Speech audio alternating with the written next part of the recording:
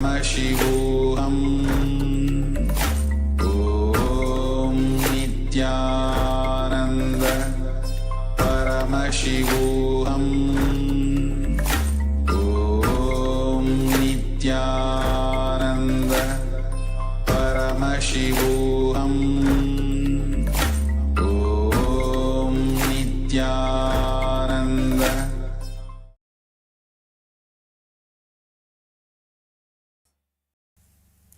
As we join our hands in Namaskar Mudra in front of the heart center, inhale deeply as we start with Sadguru Vandanam.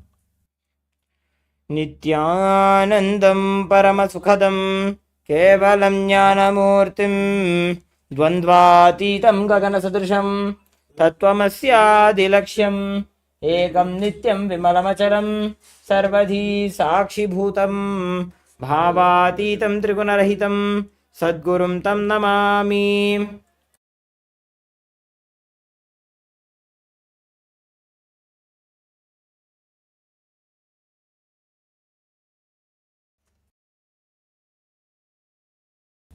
Next, we'll be chanting the Shiva Mula mantra 11 times internally. Om Ham Hum Shivaya Namaha. Om Ham Hum Shivaya Namaha. Om Ham Hum Shivaya Namaha. Om Ham Hum Shivaya Namaha. Om Ham Hum Shivaya Namaha. Om Ham Hum Shivaya Namaha. Om Ham Hum Shivaya Namaha. Om Ham Hum Shivaya Namaha. Om Ham Hum Shivaya Namaha. Om Ham Hum Shivaya Namaha. Om Ham Hum Shivaya Namaha. Next, we'll be performing the Tattvachamanam, which is the ritualistic cleansing. Now, keeping your right hand in the Gokarna Mudra, as the acharyas are demonstrating, take another knee of water into your right palm and sip the water thrice as we chant the following mantras. Om Atma Tattvam Shodhayami Swadha. Om Vidya Tattvam Shodhayami Swadha. Om Shiva Tattvam Shodhayami Swadha. Wash your hand with another knee of water. With the base of your right thumb, wipe your lips twice. As we chant the following mantra. Om Ham Hridayaya Namaha. Again wash your hand. With the tips of your right hand, index finger, middle finger and ring finger join together, touch above your upper lip and below your lower lip. Again wash your hand. With the tips of your right hand, index finger and thumb join together, touch your right eye, your right nostril, your left nostril. With the tips of your right hand, ring finger and thumb join together, touch your right eye, your left eye, your right ear and your left ear. Again wash your hand. With the tips of your right hand, little finger and thumb join together, touch your navel center, the right chest, the left chest. With the tips of all 5 fingers join together, touch above your head, the right shoulder, left shoulder, and then the heart center.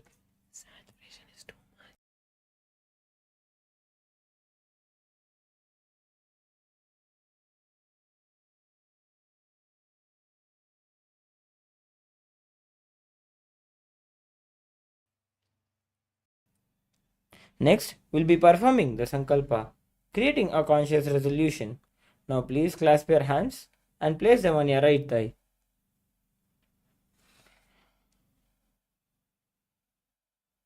Om Mamopatta Samasta Duridakshaya Dwara Bhagavat Shri Nithyananda Paramashiva Prityartham Shri Nithyanandeshwari Paramashiva Shakti Sameta Shri Nithyanandeshwara Paramashiva Prityartham Cha Adya Purvokta एवं गुण विशेषेण विशिष्टायाम् अस्यां शुभदितौ पूर्ण आरोग्य युक्त दृढ़गात्र यौगिक शरीर सिद्ध्यर्थं परमशिव शक्त्याविष्करणार्थं नित्यानंद योगाभ्यासं करिष्ये.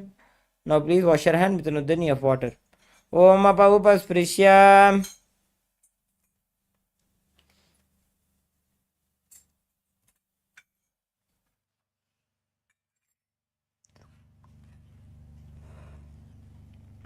Yes, now as we have successfully completed the ritualistic cleansing, now let's have a quick brief of the 12 components of Nithyananda Yoga, as each posture, each asana consists of 12 components. The first component is asana itself, where asana is a certain posture, movement, which itself allows the body and mind to come to the state of balance and restful awareness, where then one can easily enter into the deeper and more subtle dimensions of yoga. Now, the chakras are the subtle energy centers that are present at the intersection of the physical, subtle and causal body. They are aligned in an ascending column from the base of the spine to the top of the head. Asana involve placing these centers in a relative position with each other. Those positions can be represented as geometric figures. Now, the next component is pranayama. Now, the term itself refers to the breathing process. The air we breathe in is a vehicle through which the prana, which is the life force itself, comes in and goes out of the body. When you inhale, the air carries the prana, and when you exhale, the empty air goes out. Now, the pranayama. The pranayama has consists of three processes, three steps, which is Rejika, Ka and Kumbhaka. Puraka is when you inhale. This process is called as Puraka. Kumbhaka when you hold the breath, and Rejika when you exhale. The next component is Mudras. Now there is a constant inflow of prana happening in our bodies through the nadis and chakras, but most of it gets dissipated into the outer world. This dissipation causes into the external world is responsible for the tiredness, confusion and the powerlessness that we experience. Now, mudras are basically the positioning of the limbs, fingers, hand, even the tongue in a certain way that seals the prana into our body, a way of aligning to the cosmic geometry. Now, the next component is bandhas. Bandhas is basically the internal awakening of the Kundalini Shakti.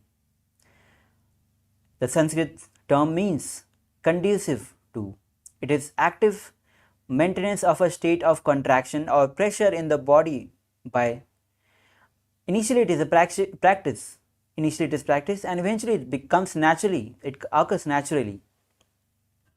Without bandhas, energy tends to leak out, tends to get blocked, even dissipate due to our various lifestyles.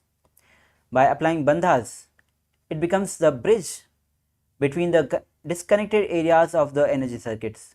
This is the reason that pumping and realigning alignment of the prana, vital, which is the life energy itself, and the Kundalini Shakti brings tremendous healing and balancing to the physical, emotional and neurological system.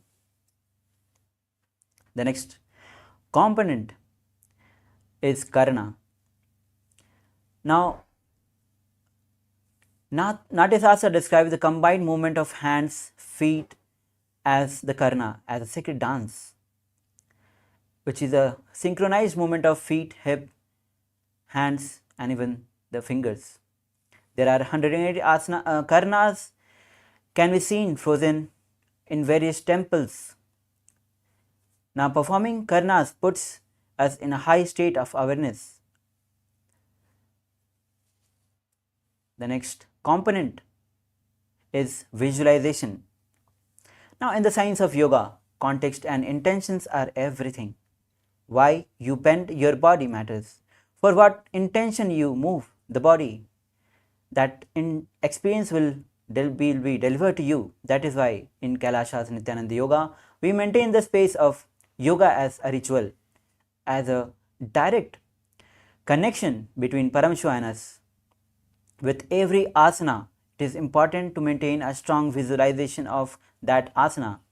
Many asanas names are direct meditation on different forms of goddesses, gods, even different creatures, animals. When you keep a clear visualization of each form, we are embodying, the body can settle into the deep state experience of each and every posture. The next component is japa. Japa is the internal chanting of mantra with the visualization of it rotating around the throat in a circular way, allowing to feel the mild vibration of that mantra. Now, while chanting, we wear energized Rudraksha beads exactly on the Vishuddhi chakra, holding in the hollow of the throat. This is the place where the air is getting converted into the sound. If you wear energized Rudraksha here, constantly every word coming out will have the quote of this mantra. It becomes ajapa ajapa.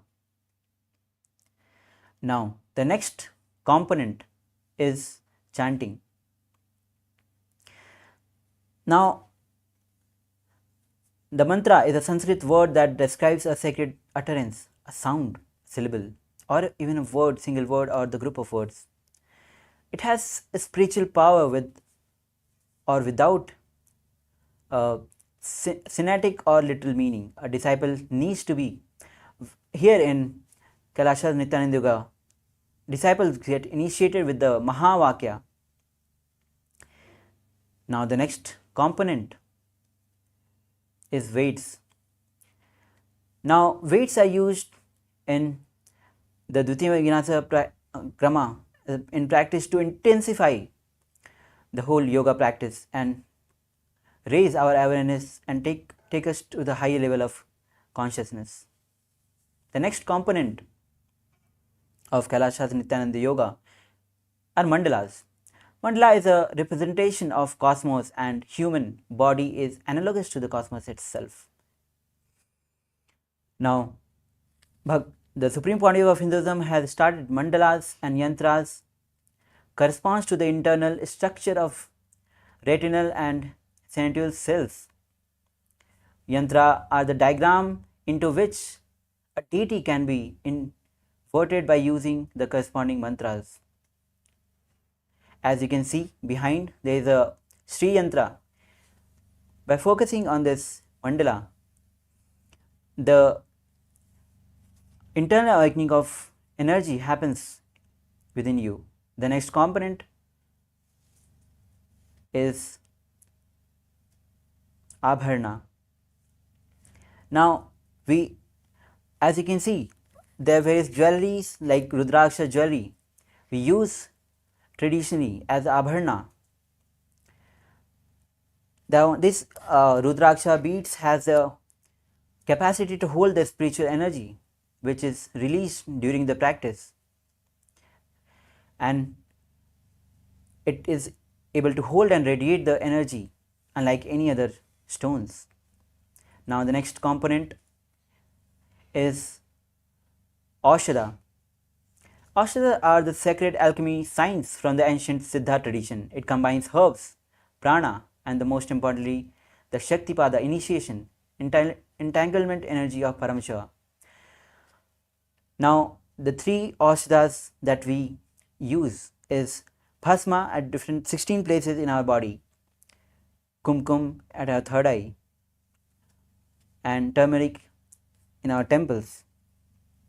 Now, as we have gone through the 12 components of Nithyananda Yoga, and we have finished the ritual cleansing and the Sankalpa, the conscious resolution, let's enter into the Nithyananda Yoga as we start our session with the first asana, which is Sukhasana. Now, as you sit comfortably in cross-legged position with your head and spine in a straight line, bring the index and thumb together and place it on the respective knees. Visualize Lord Shiva in your inner space. The Samana Kumka, the pranayama, which is inhaling up along the spine, visualize heat or the flame rising up towards the navel center. The japa is Soham as you engage all the three bandhas called as Mahamudra Bandha, Mula Bandha, Jalandhar Bandha, and Udyana Bandha. तत्सुखासनमित्युक्तम् अशक्तस्तत्समाचरेत् आसनं विजितं येन जितं तेन जगत्त्रयम्. Now release the bandha. The next asana is Parvatasana. Now as you bring the legs in Padmasana, hands in Namaskar Mudra, raising it above the head. As you visualize Lord Mount Kailasa in your space, perform all the three bandhas. अथ पक्षे महादेव पर्वतासनमङ्गलं यत्कृत्वा स्थिररूपी स्यात् षट्चक्रादिविलोपनम्. The next asana is Halipavasana. As you bring the soles of the feet together in front, hold both the hands at the back interlaced. Now as you bring the forehead on the ground behind the heels, gaze to the nose, visualize Swamiji in your face and engage all the three bandhas. पूर्वविधियाहु मे जानो उभयपकतली सम्पुटठानो. Inhale, rise up. The next asana is Nagipavasana. As you keep the soles of the feet together at front. Now, as you bend down, bring the forehead on the ground. With the hands cupped front, engage all the three bandhas. Gaze to the nose, visualize snake in your inner space. पूर्वविधिपर्यागाने नीचौ वीकहु निभनास्यो लगायी. Inhale. The next asana is Kokilasana. As you hold the big toes with the index and thumb in index and the middle finger in Prana Mudra, holding the big toe, stretch the legs up into Padmasana. Now lean forward as you bring the elbows on the ground, engage all the three bandhas as you visualize bird in your inner space. अथान्यदासनं भक्ष्ये येन सिद्धो भवे नरः अकस्मात् वायुसञ्चारं कोकिलाख्यासनेन च. Now the next asana is Nithyananda. As you bring one ankle on the opposite knee, hold the opposite elbows. Now engage all the three bandhas, gaze to the nose, visualize Swamiji in your space as you rotate the arms in circle and then in clockwise and then anti-clockwise direction. घोड़ा बामा पादकी आशमाहिली सोज दशचरण को बारलो तापरिकुल्भ समोज. Now relax. Now the next asana is Gajasana. Now place both the hands onto the ground, lifting the hips up high. Bring the feet a little closer and then visualize elephant and in your space as you engage Mool Bandha and Uddiyana Bandha, scooping the head forward and down. निब्जं पादाग्रे भूमौ कृत्वा लम्बी भूयामस्तकाग्रे निधाय. Now relax. The next asana is Vrikshasana. As you lift the right heel up with the left heel towards the ground, shift the position alternatively, switching the position of the legs, performing Uddiyana Bandha, Moola Bandha, visualize bear in your inner space. एकैकं पादमाकुञ्च गजासनं कुर्यात् वृक्षासनं भवति. Now the next asana is Vaishasana. As you stand tall on your big toes. Now with your head, neck, spine in a straight line, as you bring both the hands at the heart center, visualize Swamiji in a space as you engage Mool Bandha and Ujjayan Bandha. केशेन पादयुगलं बद्ध्वातिष्ठे तथोमुखः. The next asana is Urdhva Janukarna. Now bring both the heels together and feet out at 45 degree. Now bend the knees. Bring both the hands at the heart center. Now we'll be simultaneously moving the legs and hands across the body to the heart and bringing to the position. Shift. Again repeating on the other side and again repeating on both the sides. This is Urdhva Janukarna. Now relax. The next asana is Balilingasana. Now as you stand on the left leg, bring the right knee to the chest as you interlace the finger from outside in Sarvashankari Mudra. Hold on to the knees. Visualize you are carrying a baby. Now engage all the three bandhas. Mahamudra Bandha. एवं जानु ऊर्ध्यालिङ्ग्य स्थातव्यं बाललिङ्गनं भवति. As you drop your leg down. The next asana is Padpitasana. Bring the right foot at back, holding it with right hand. Now kick as you kick and pull it backward. Now as you bring the feet to at the back of the buttocks, engage all the three bandhas with head and spine in a straight line. Visualize Swamiji in a space. स्थित्वैकस्मिन् पादतले कराभ्यां वेष्टयेत्तनुम्. Now the next asana is Natarajasana. Now hold the right feet with the right hand. Kick and pull it back as you lean forward with left hand in Bindra Mudra front. Visualize Lord Nataraja in your inner space as you perform Natarajasana. उत्तानपादं क्रौञ्चं च मरीचिं वीरभद्रकं नटराजं त्रिकोणं च सुप्ताङ्गुष्ठप्रसारणे. As you move to the next asana is Balingasana. Now bring, as you stand on the right leg, bring the left knee to the chest, hands in Sarvasankri Mudra, interlaced outside in, hands holding the knee. Now as you engage all the three bandhas, visualize you are caressing a baby. एकं जानु उरसि आलिङ्ग्य स्थातव्यं बाललिङ्गनं भवति. The next asana is Padapitanasana. As you bring the left leg at the back of the buttocks, holding it with both the hands, head and spine in a straight line, engaging all the three bandhas, visualize Swamiji in your inner space. स्थित्वैकस्मिन् पादतले कराभ्यां वेष्टयेत्तनुम्. The next asana is Natarajasana. As you hold the left leg with the left feet with the left hand, pull it back as you lean forward with right hand in Bindra Mudra front. Lean forward as you visualize Lord Nataraja in your inner space. The bandha is Moola Bandha. उत्तानपादं क्रौञ्चं च मरीचिं वीरभद्रकम्. As you relax, we will be entering into the second karana, which is Ardharishita karana. As you bring legs in Aramani position. Now bring the right leg toe on the ground as behind the left leg, heels up. Now bring the left hand at the chest, right hand at the nose. Now swing the right hand like a pendulum few times. Now change the position of the hands and legs. Perform the karna, the movement in the other direction. Now relax. The next is a skeleton dance. Now visualize yourself as pure skeleton. Shake the whole body intensely. Now shake the body as if you have become pure bones without following any particular movement, without any compulsion. Start shaking your body. Continuous and intensely. Yes, now relax. The next karna is Katicina karna as you stand again in Aramandi. Now bring both the hands at the back, palms facing back.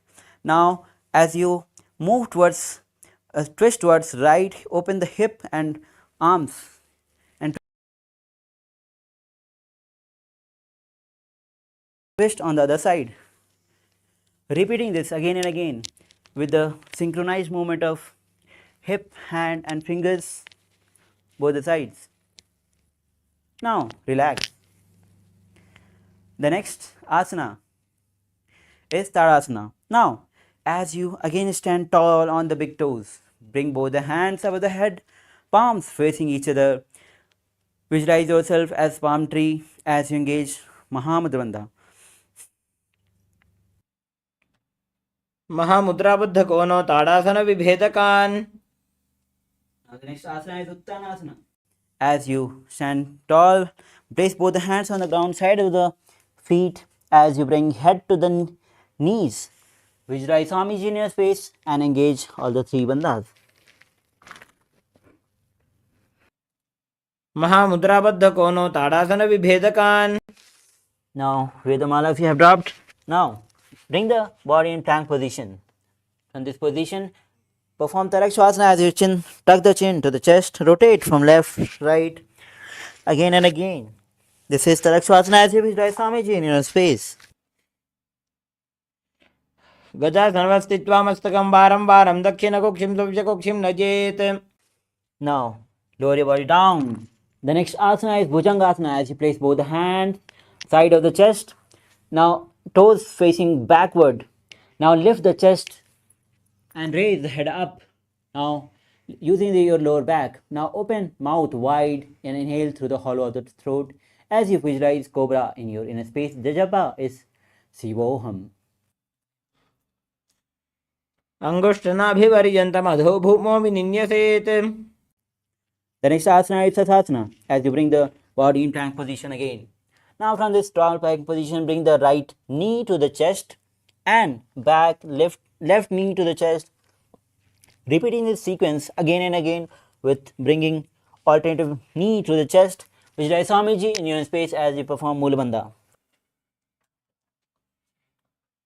गजासनसंस्थितौ जानुद्वयमाकुञ्च वारं वारं कर्तव्यं शशासनं भवति. Now the next asana is Rathasana. Now bring the right leg between the hands.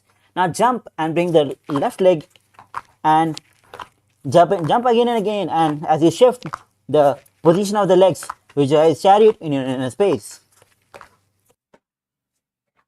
गजासनसंस्थितौ एकैकं पादं पुरोमार्गेण भ्रामयित्वा कर्तव्यं रथासनं भवति. Yes. Now rise up. Next asana is Veerbhadrasana. Now bring the right leg at front, toes facing forward, left leg back, feet facing sidewise.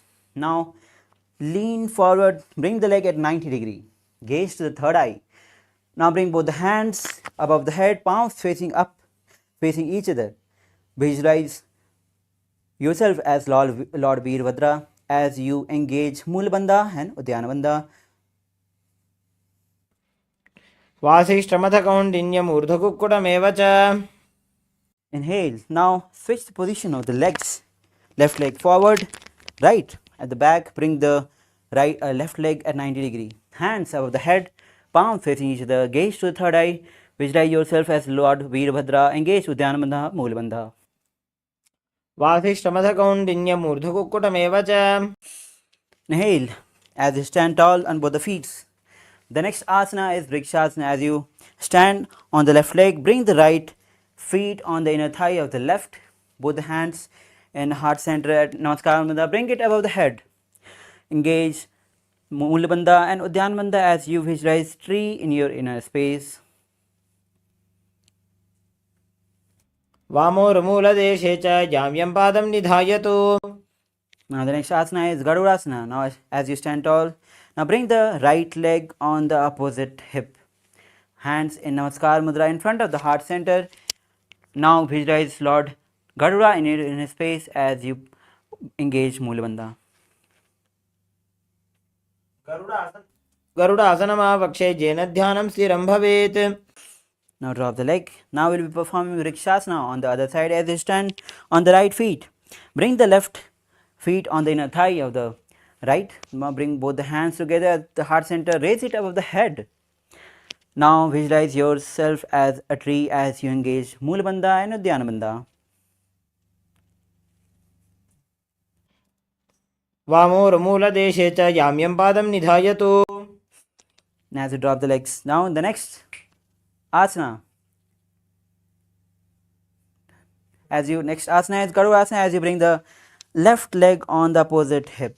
Hands joined together in Namaskar Mudra at the heart center. Visualize yourself as Lord Garuda. The bandha is Mulabandha. गरुडासनमावक्षे येन ध्यानं स्थिरं भवेत्. Now as you drop the leg, the next asana is Trikonasana. Now bring right leg at front, toes facing forward, left back, feet facing sidewise. Now bring both the hands parallel to the ground, bend forward as you bring the left hand towards the sky, gaze towards the sky, visualize triangle in your inner space. उत्तानपादं क्रौञ्चं च मरीचिं वीरभद्रकं नटराजं त्रिकोणं च सुप्ताङ्गुष्ठप्रसारणे. Now switch the position of your legs. We will be performing Trikonasana on the other side as you bring both the hands flat to the ground and now bend down forward, gaze towards the sky, visualize triangle in your inner space. उत्तानपादं क्रौञ्चं च मरीचिं वीरभद्रकम्. Inhale as you stand tall on the feet. The next karana is Nikuta Karana as you bring the legs again in Aramandi. Now lift the right heel. Now bring both the hands at the heart center, left hand below, right hand up, palms facing each other. Now switch the position of the legs and hands simultaneously. Repeating this again and again. Now relax. The next asana is Angushthasana. Now as you lower your body down, sit on the, tuck your toes. Now place the perineum on the heels. Bring the knees together. Hands together, Namaskar Mudra. Visualize Swamiji in your space. The japa is Sadashivoham and the new pranama is Brahmari pranama. Inhale like a male bee, exhale like a female bee.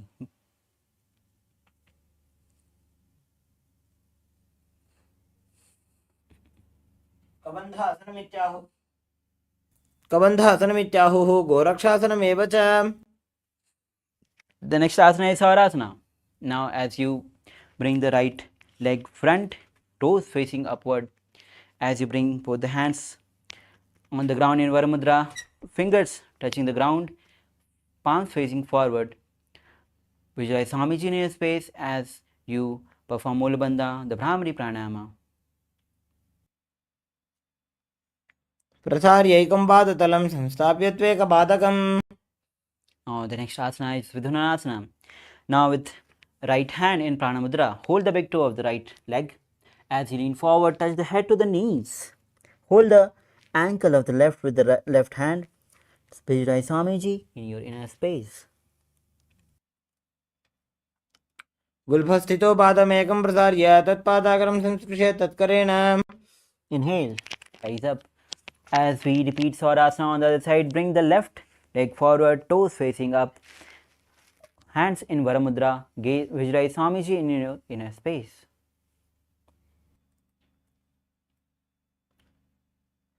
प्रसार्यैकं पादतलं संस्थाप्य त्वेकपादकम्. Now the next asana is Vidhunasana. As from this Swarasana position, left hand in Pranamudra, hold the big toe of the left hand, lean forward, head to the knees, hold the ankle of right leg with the right hand. Visualize Swamiji in your inner space. गुल्फस्थितो पादमेकं प्रसार्य तत्पादाग्रं संस्पृशेत् तत्करेण. Inhale. Now the next asana is Brahmajuramkusasana. As you sit with tucked toes, perineum on the heels. Now create a little gap between the knees as you place back of the palms on the knees. Now gaze onto the ground, perform Mulabandha, Jalandhara Bandha, visualize Swamiji in your inner space. Dogu फणापाणी होय वैसे एड़ी दोगुदानी वैसे. Now the next asana is Kapilasana. Now bring the knees on the ground with wide apart. Now place both the hands on the respective knees. Now gaze to the nose as you visualize sage Kapila Muni in your space. Engage Mulabandha and Udyana Bandha.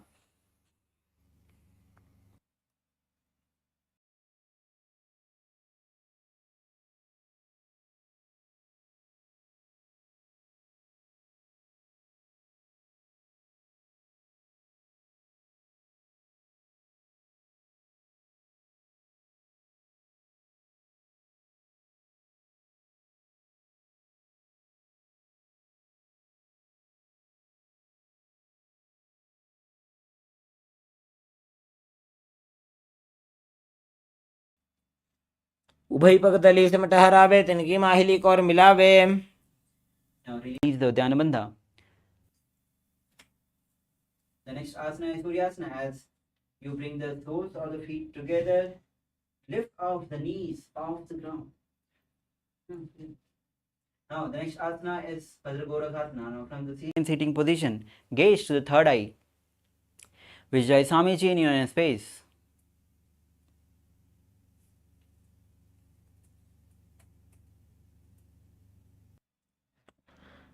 Dogu पकतली सिमट करे कौरवारली भूपर इधरे. Now the next asana is Suryasana. As you bring the soles of the feet together, lift off the heels of the ground.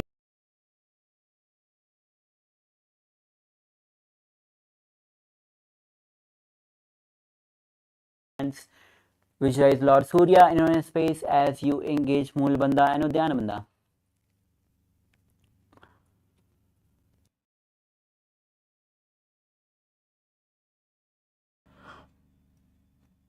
पादतलौ पृष्ठदेशे अंगुष्टे द्वे च संस्पृशेत्. Now the next asana is Uttana Mandukasana from the same seated position.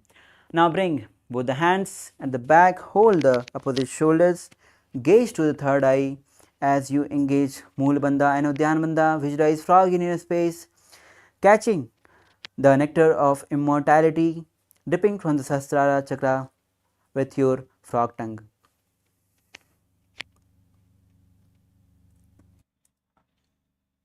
मण्डूकासनमध्यस्थं गुरुपराभ्यां धृतं शिरः. Now the next asana is Simhasana. Now cross the ankles at the back, sit on the heels. Now with your both the hands on the respective knees, gaze to the nose as you visualize lion in your space. The japa is Sadashivoham and bandha is Mulabandha. As you open the mouth wide, stick out tongue and exhale forcibly. दक्षिणं सव्यगुल्फेन दक्षिणेन तथेतरम्. Now relax. The next asana is Bhadrasana. As you sit with soles of the feet together, knees apart, sit on the heels. Now bring both the hands in Prana Mudra as you hold the big toe of the opposite leg. Visualize Swamiji in your space as you gaze to the nose, engage Moola Bandha and Jalandhar Bandha.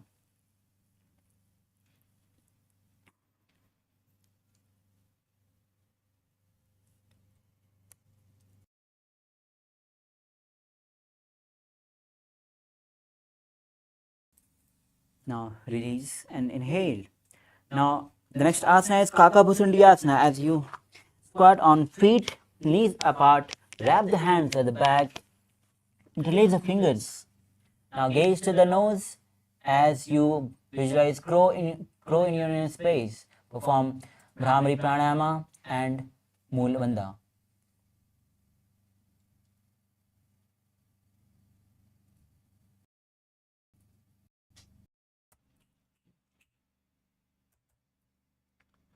प्रथमे वैसक उकटठाने दो हाथ पगम बीच आने.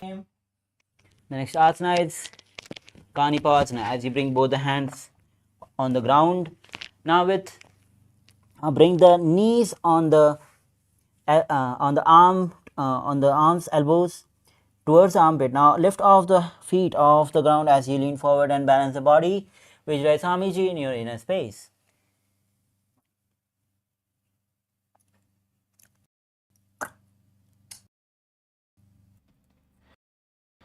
आसन को गुण आशीर्दिष्टा होई तो आची होई. Now as you lower your body down. The next asana is Kapilasana. Now as you place both the hands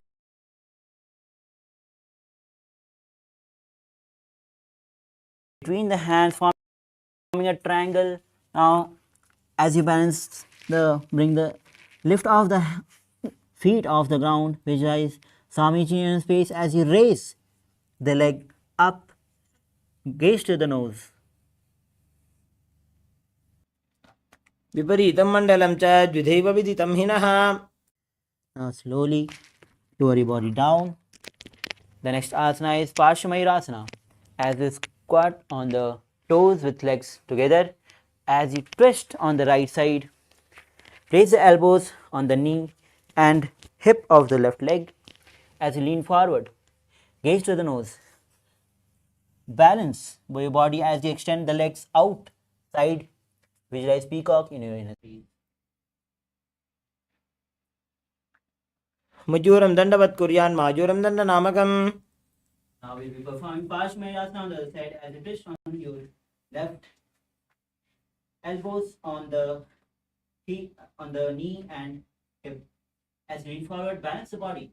Extend the legs out, sides, gaze to the third eye, visualize peacock in your inner space.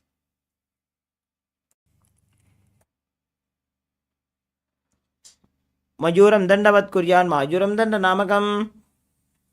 Now, as you bring the body in time position, we'll be performing Vairagyanatha. As you bring right leg from outside between the hands, gaze to the third eye as you visualize Lord Kalbhairava in your inner space.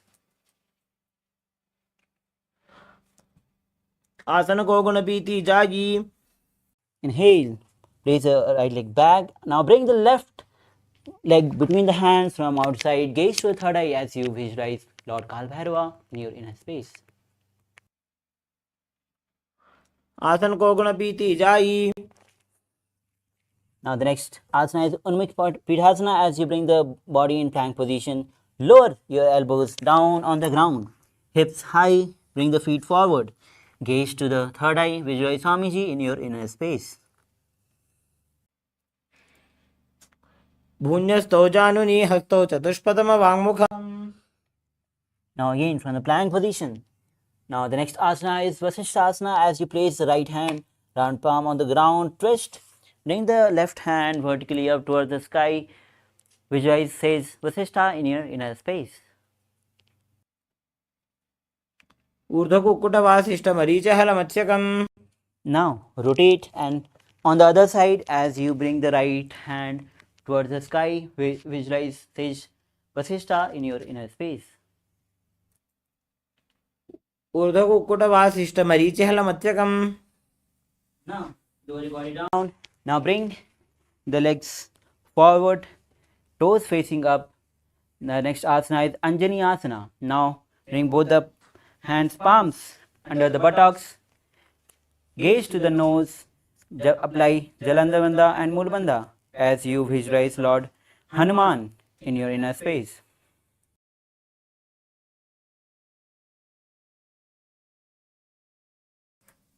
Now the next asana is Paschimottanasana.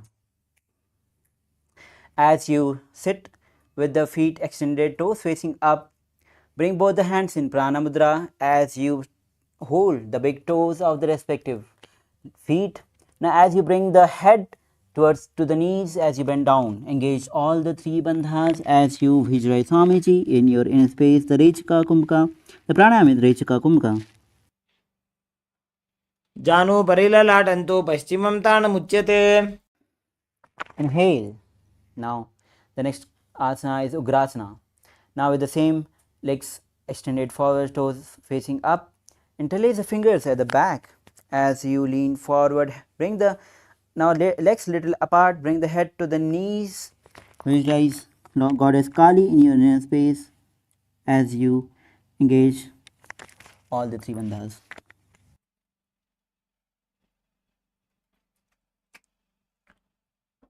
स्वपाणिभ्यां दृढं धृत्वा जानुभरि शिरोऽन्यसेत्. Inhale, rise up. The next asana is Marichi Asana. As you sit with both the legs extended forward, bring the right heel towards the perineum, knee raised to the chest. Now wrap the hands around. Bend forward, bring the head to the knees. Visualize stage Marichi in your inner space. उत्तानपादं क्रौञ्चं च मरीचिं वीरभद्रकम्. Inhale, rise up. The next asana is Mahamudrasana. As you drop the raised knee to the ground. Now as you lean forward, bring the head to the knees as you hold the left leg with both the hands. Visualize Swamiji in your inner space as you engage all the three bandhas.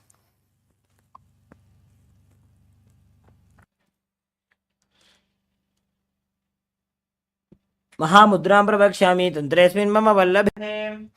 Inhale, rise up. Now as you extend both the legs forward, now bring the left heel to the perineum, knee raised. Wrap the hands around the back. Now bring the head to the knee as you visualize the sage Marichi in your inner space. उत्तानपादं क्रौञ्चं च मरीचिं वीरभद्रकम्. Inhale, rise up. The next asana is Mahamudrasana. Drop the raised knee onto the ground. Hold the feet with both the hands, lean forward, head to the knees, gaze to the nose as you engage all the three bandhas. महामुद्रां प्रवक्ष्यामि तन्त्रेऽस्मिन् मम वल्लभे. Inhale. Now the next asana is Bhadrasana too, as you bring soles of the feet together, heels close to the perineum. Now keep the knees wide and hold the feet from front. Now maintain this seated head neck spine in a straight line and gaze to the third eye as you visualize Swamiji in your inner space. The japa is Maha Sadashivoham. गुल्फौ त्ववृषणस्यातः सीवन्त्याः पार्श्वयोः क्षिपेत्. Now relax. The next asana is Gauri Pavasana. As you bring the soles of the feet together, extended forward. Now toes together, heels apart, both the hands on the respective knees. engage Mulabandha, Jalandhar Bandha. Visualize Swamiji in your space as you gaze to the nose. पूर्व चरपट चौका ख्यो सोजी वाही विधियों की जय sooji. Inhale, release the bandha. The next asana is Joni Asana. As you bring soles of the feet together, heels close to the perineum. Now, as you hold the soles of the feet, lean forward, bring the head to the forehead on the ground, gaze to the nose, visualize Joni Mandala in your inner space. दोवो पगदली संपट करे एड़ी मेड़ के ढिंग धरे. Inhale as you bring the head and spine in a straight line. The next asana is Milaki Pavasana with the soles of the feet together, extended forward. Now toes apart, heels together. Now bring both the hands extended sidewise. Now bring both forehead on the ground behind the heels. Gaze to the nose as you visualize Swamiji in your inner space.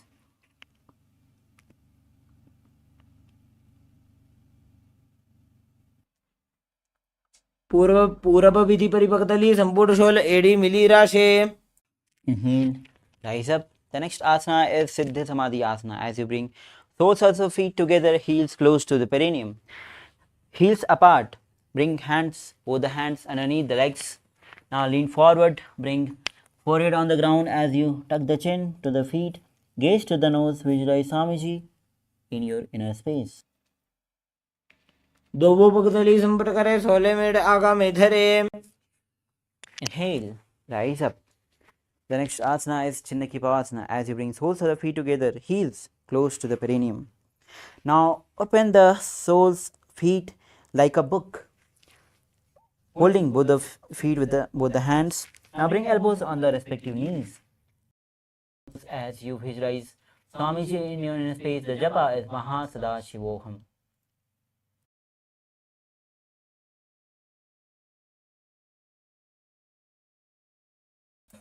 Inhale. The next asana is Charpata Chokasana. As you bring soles of the feet together, heels close to the perineum. Bring both the hands on the respective knees, pulling it towards the ground. Now gaze to the third eye. Engage Mulabandha and Udyanabandha. Visualize Swamiji in your inner space.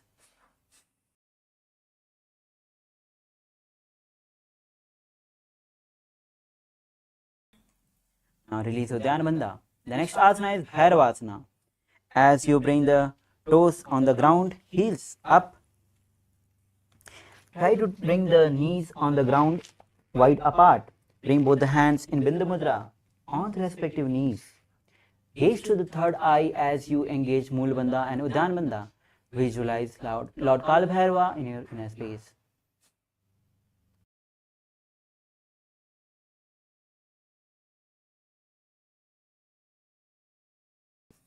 Now relax.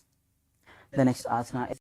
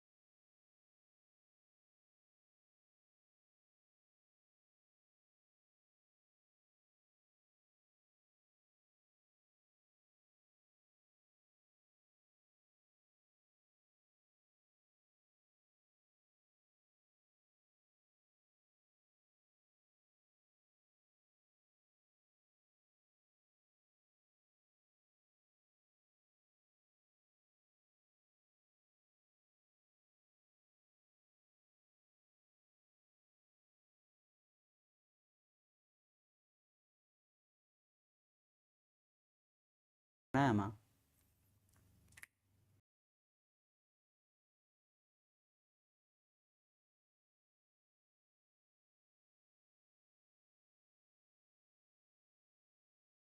Above the shoulders. Raise the left leg forward, gaze to the third eye.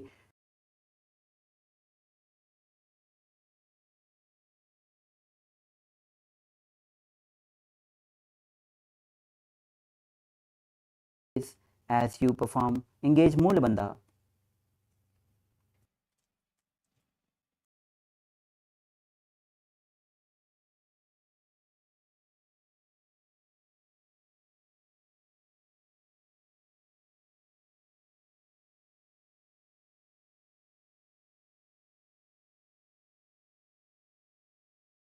It with both the hands, gaze to the third eye.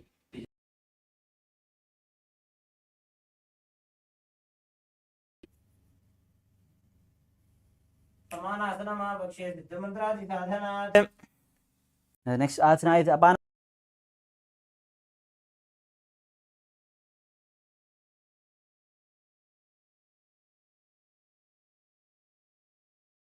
On the top of the shoulders. Now raise the other leg, which is right leg. Gaze to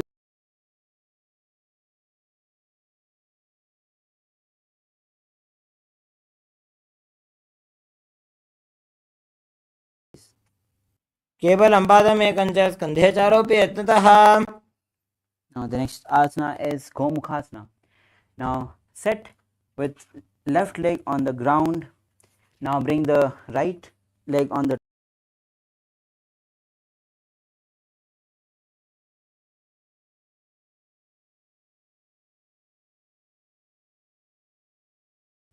hand interlaced on the top knee. Now gaze to the nose, visualize cow in your inner space as you perform the new pranayama, Sitkari pranayama. And the japa is Om Nithyananda.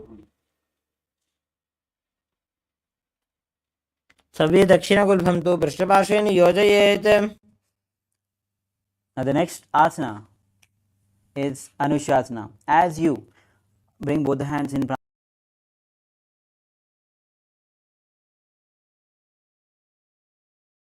big toe. Now gaze to the nose, visualize yourself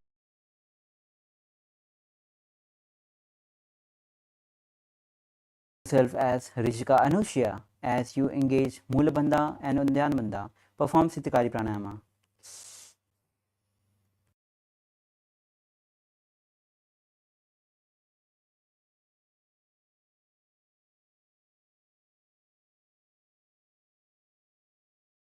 Now the next asana is Anushasana 2. From the same position, interlace the fingers at the back. Gaze to the nose. Visualize Rishika Anushya as you bend down.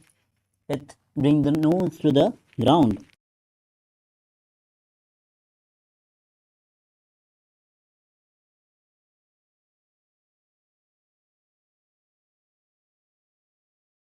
जीवना गोदा की संधि उपरला गोड़ा की संधि.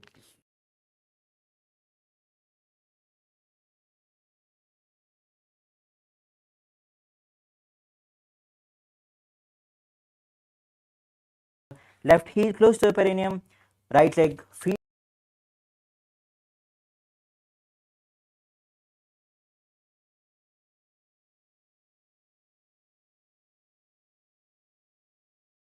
Lord Garuda in your space as you keep continuing Sitkari Pranayama.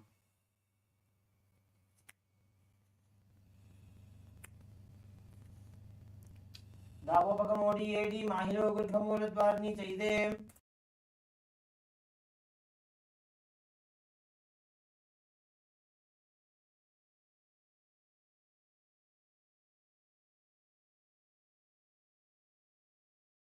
Naradasana. Now as you lift your butt and sit on the left heel. Now interlace the fingers at the back. Twist on your right side.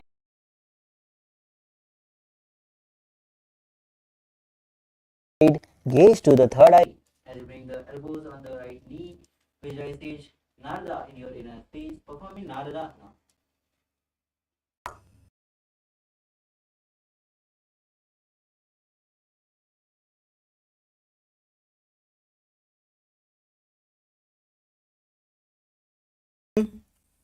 Now untwist your body as we move on to the next asana, which is Matsya Pitakasana. Now bring the with right knee, raise feet on the ground, lift the left feet and bring it on the opposite thigh.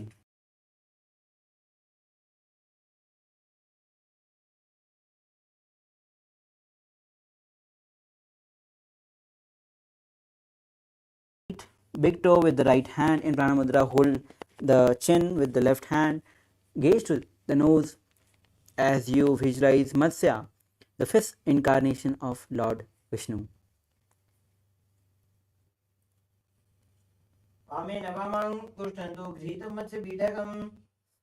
Now the next asana is Gomukhasana on the other side, as we bring the right leg on the floor and the left on the top. Interlace the fingers and bring it on the top knee.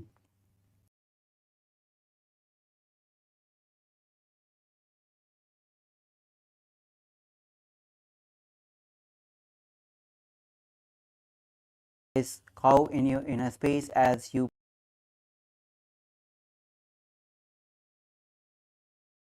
perform Sitkari Pranayama. सर्वे दक्षिणगुल्फं पृष्ठपार्श्वे नियोजयेत्.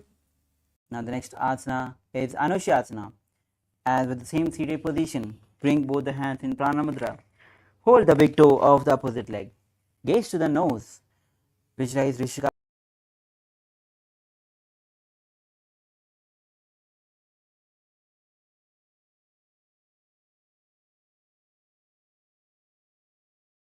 Sitkari Pranayama and engage Mulbandha and Nithyananda.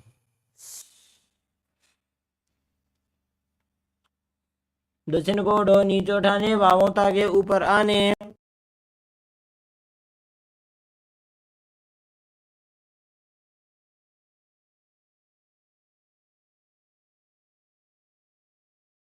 Position. Interlace the fingers at the back. Gaze to the nose as you lean forward. Visualize Rishika in your space as you bring the nose to the ground.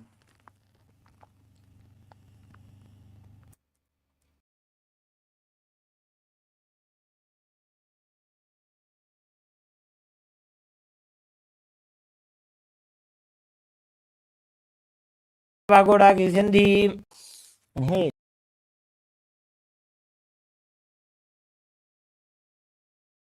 Rise up. The next asana is Garudasana 2. Now bring the right heel to the perineum, left knee to the chest, hands on the respective knees. Gaze to the nose.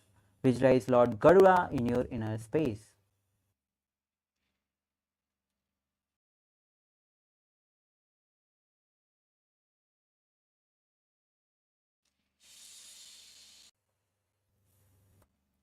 डाबो पगमोडी एडी माहिलो गुल्फमूल द्वार नीचे दे.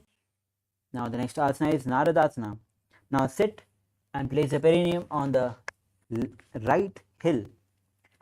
Now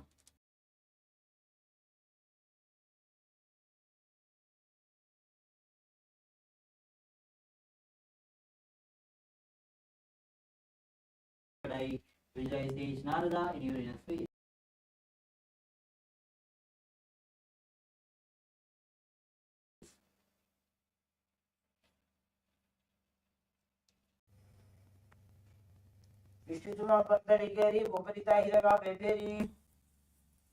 And twist your body as we move to next asana, which is Matsya with left knee raised, feet on the ground. Bring the right feet on the opposite thigh.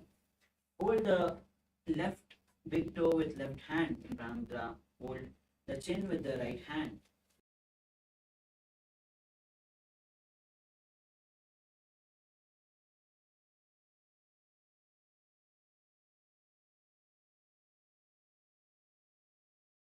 Kari Pranayama as you visualize Matsya, the fish incarnation of Lord Vishnu.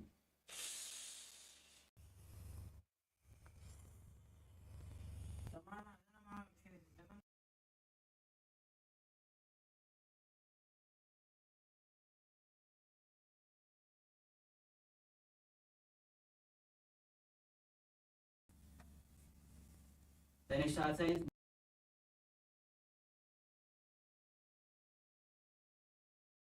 Matsyendrasana. As you sit with both the legs extended forward. Now bring the left leg on the opposite thigh. Lift the right knee and feet on the ground. As we twist, bring the left elbow on the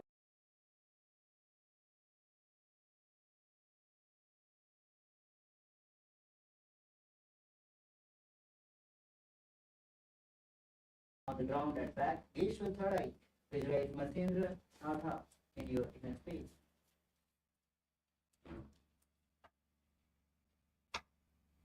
उदरं पश्चिमाभासं कृत्वा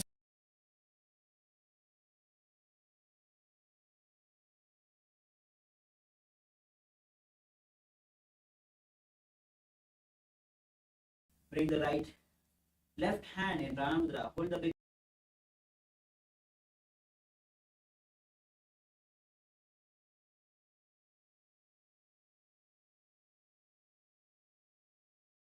third eye as you visualize camel in your face. उदरं पश्चिमाभासं कृत्वा तिष्ठति ततः Right hand on the ground at the back. Hold the shin of the right leg with left hand. As you gaze to the third eye, visualize Matsendra Natha in your inner space, performing Matsendra.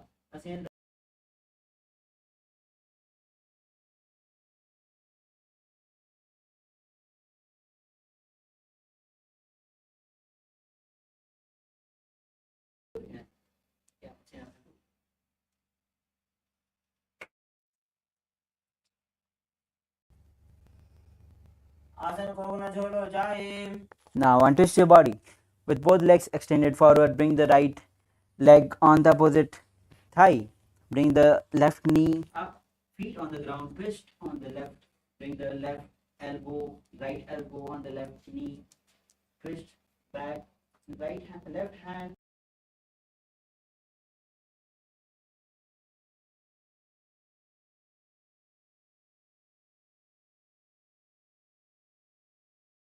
As you visualize Matsendra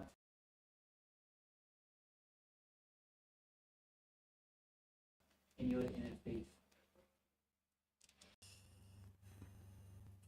आसनं द्विविधं प्रोक्तं प्रथमं वज्रासनं तथा As you bring the right hand in Pranamudra, hold the left big toe. Left hand on the ears. Gaze to the third eye as you visualize camel in your inner space.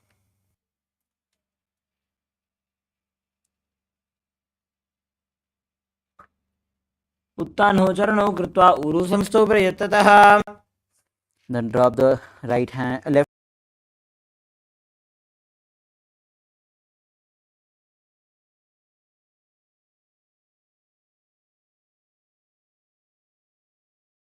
Third eye as you visualize Sage Matsendranatha in your inner space.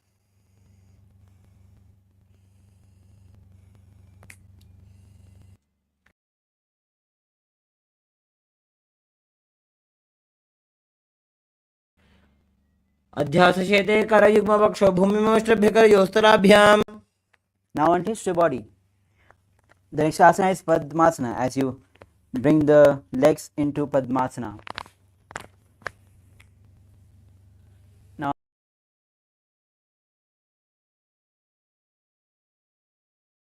bring both the hands on the respective knees.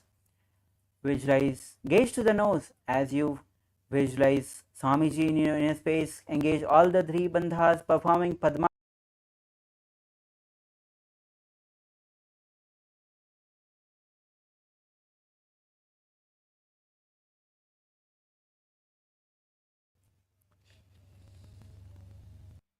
आसनं द्विविधं प्रोक्तं पद्मं वज्रासनं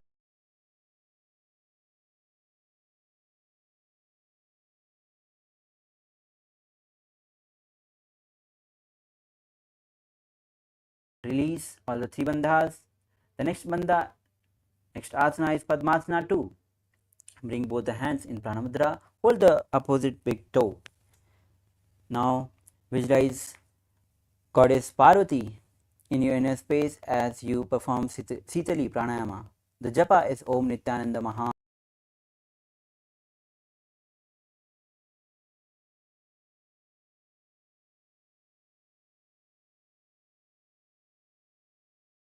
तथा. Now the next asana is Kukutasana. As you sit with legs into Padmasana, bring both the hands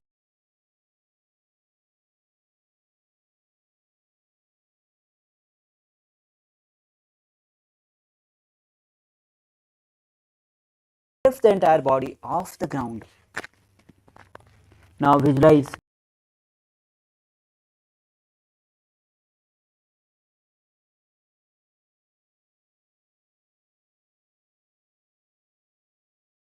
the pranayama is Sahaja Pranayama. पद्मासनं सुसंस्थाप्य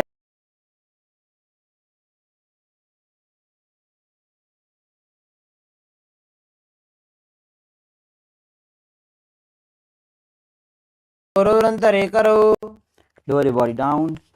The next asana is Baddha Asana. As you be seated in the Padmasana, bring both the hands forward on the ground. Now palms facing towards the body.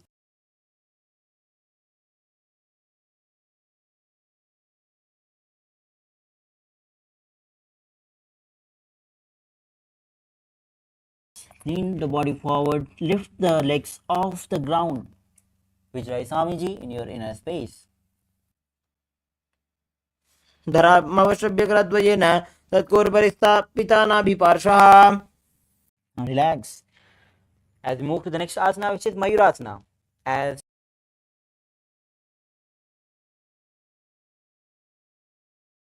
you bring both the hands in front on the ground, palms facing towards the body. Bring elbows side of the navels. Lean forward as you balance by lifting off the legs off the ground. Visualize Mayura, peacock in your space as you perform Mayurasana. अथ पक्षे महादेव मयूरासनमुत्तमम्.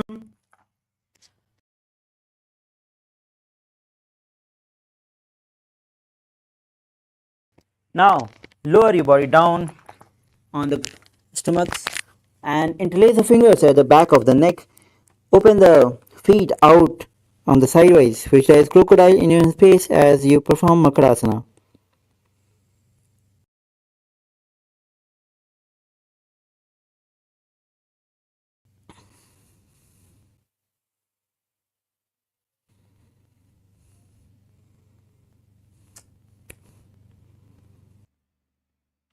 अध्यासचेते हृदयं निधाय भूमौ च पादौ च प्रसार्यमानो. Now bring both the hands side of the chest as you bring forehead on the ground. Now visualize yourself as a locust. Now as you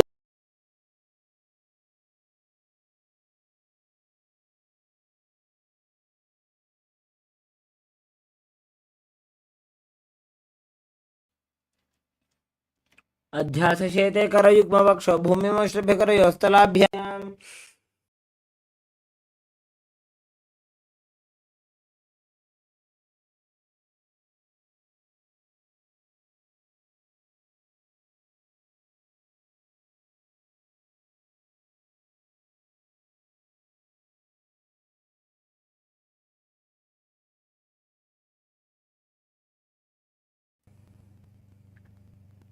अध्यासचेते पतयुग्मव्यस्थो पृष्ठान् पृष्ठे निधायापि धृतं कराभ्याम्.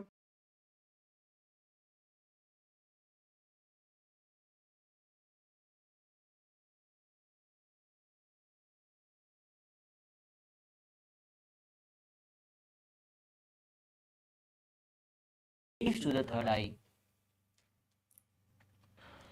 प्रसार्य पादौ भुजदण्डरूपौ करौ च पृष्ठे धृतपादयुग्मम्. The next asana is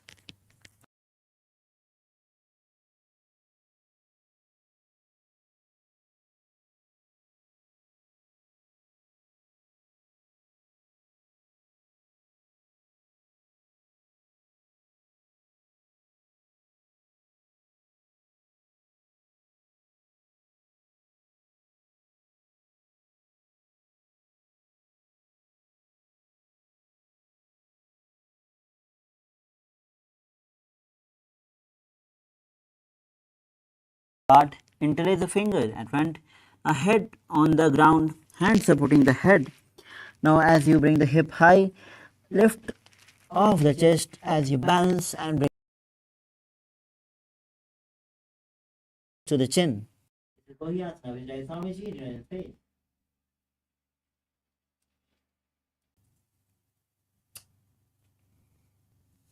दो हाथ की कहुनी जोई पुण्य कलाई जाने दोई. position. Bring the legs straight towards the sky. Gaze to the nose as you visualize Swamiji in your space performing. Say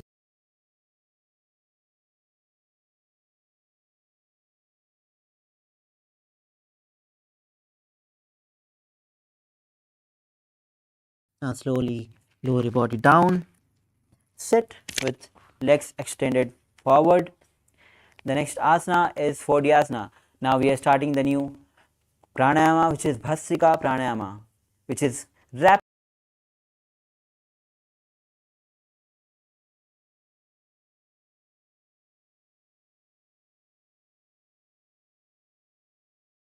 exhalation. Now, as you hold the calf, Fordhyasana, hold the calf and bring the legs straight forward vertically up. Now continue the Bhastrika pranayama as you visualize Swamiji in your space.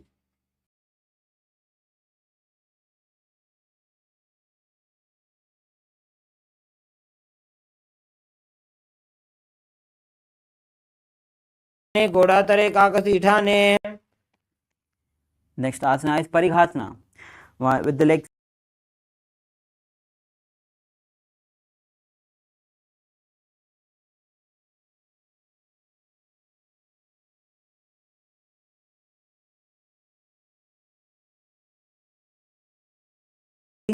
bring both the hands at the back, holding the shoulders, gaze to the third eye, visualize maze in your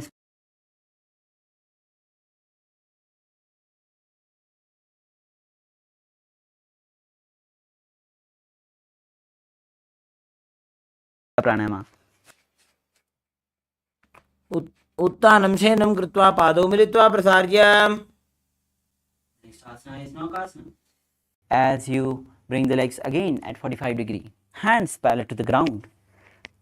Now the pranayama is Bhastrika pranayama, forceful exhalation. Gaze to the third eye as you visualize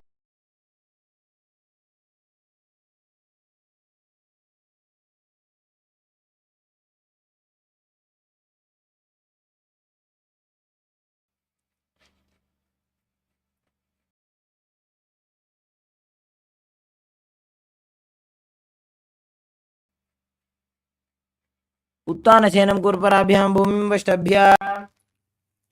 the next asana is Rudrasana.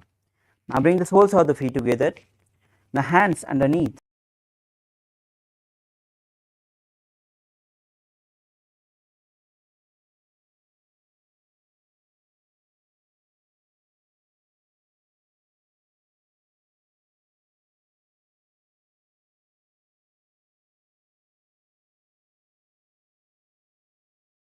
ॐ नित्यानन्द परमशिवोऽहम् ॐ नित्यानन्द परमशिवोऽहम् ॐ नित्यानन्द परमशिवोऽहम् ॐ नित्यानन्द परमशिवोऽहम् ॐ नित्यानन्द परमशिवोऽहम् ॐ नित्यानन्द परमशिवोऽहम्.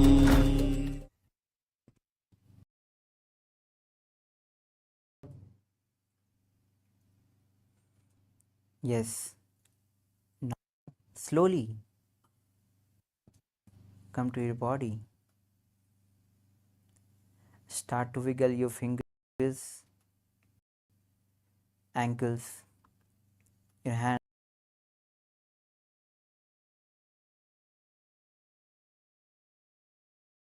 So you rock the legs to the chest, hold it with both the hands and rock side to side.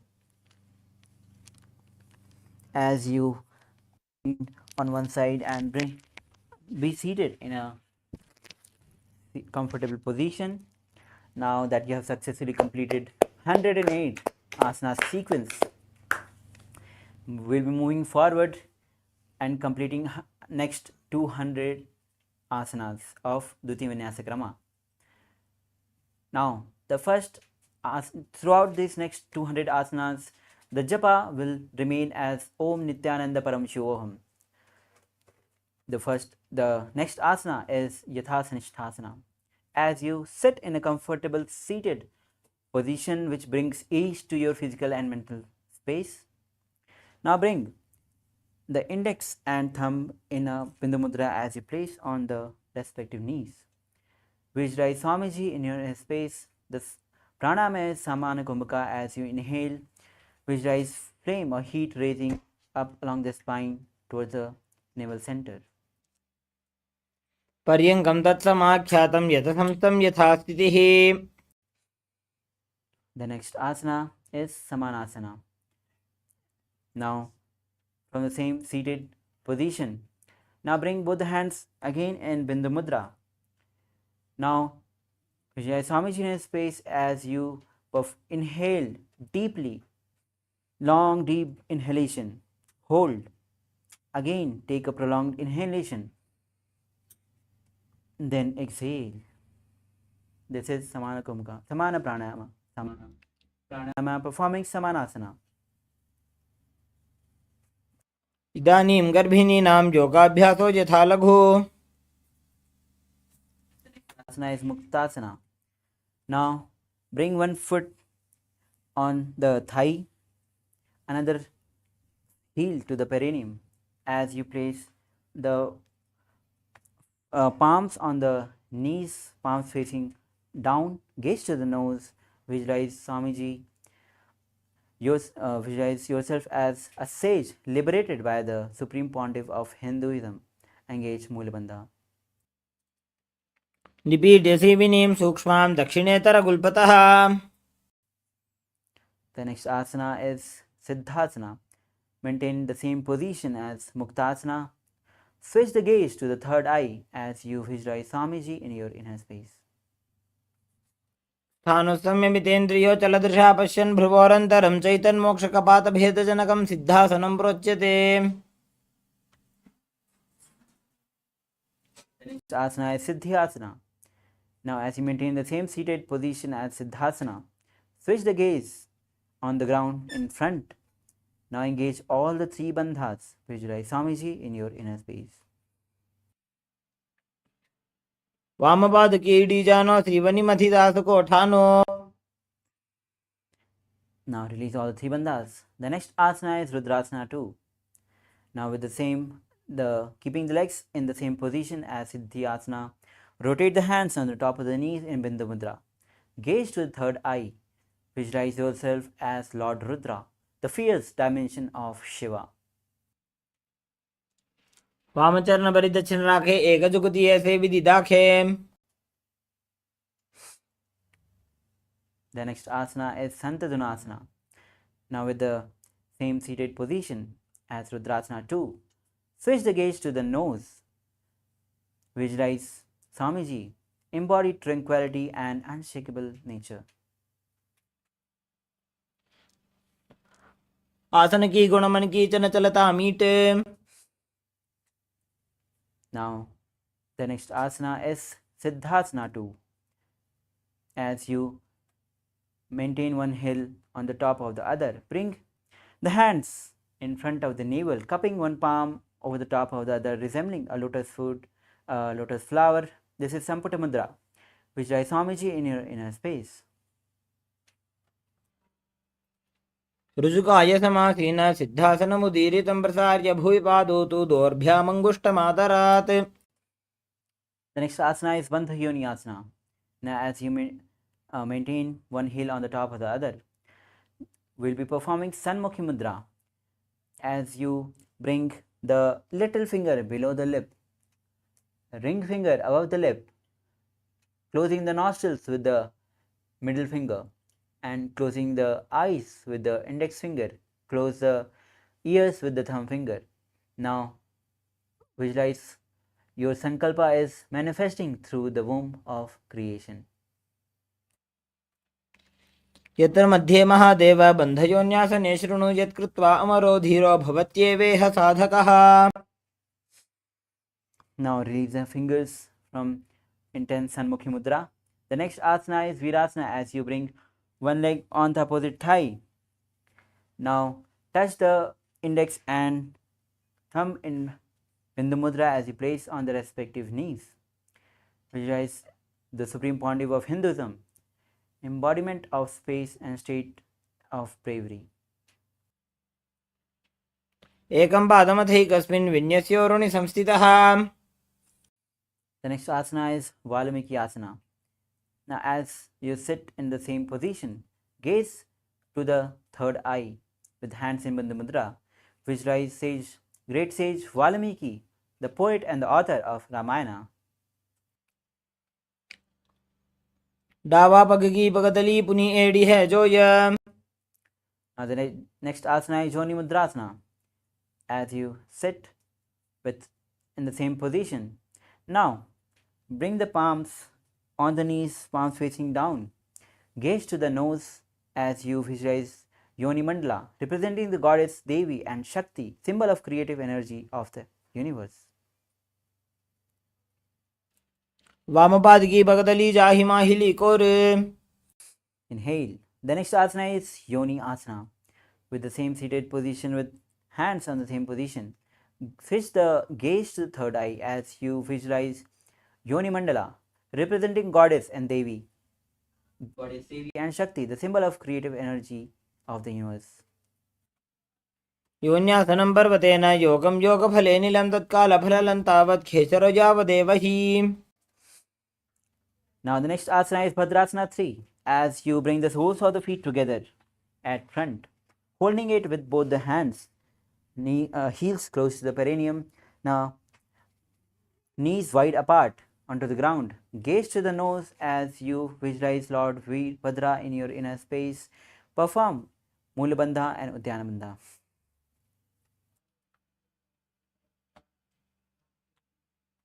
गुल्फौ च वृषणस्यादः सीवन्त्याः पार्श्वयोः क्षिपेत्.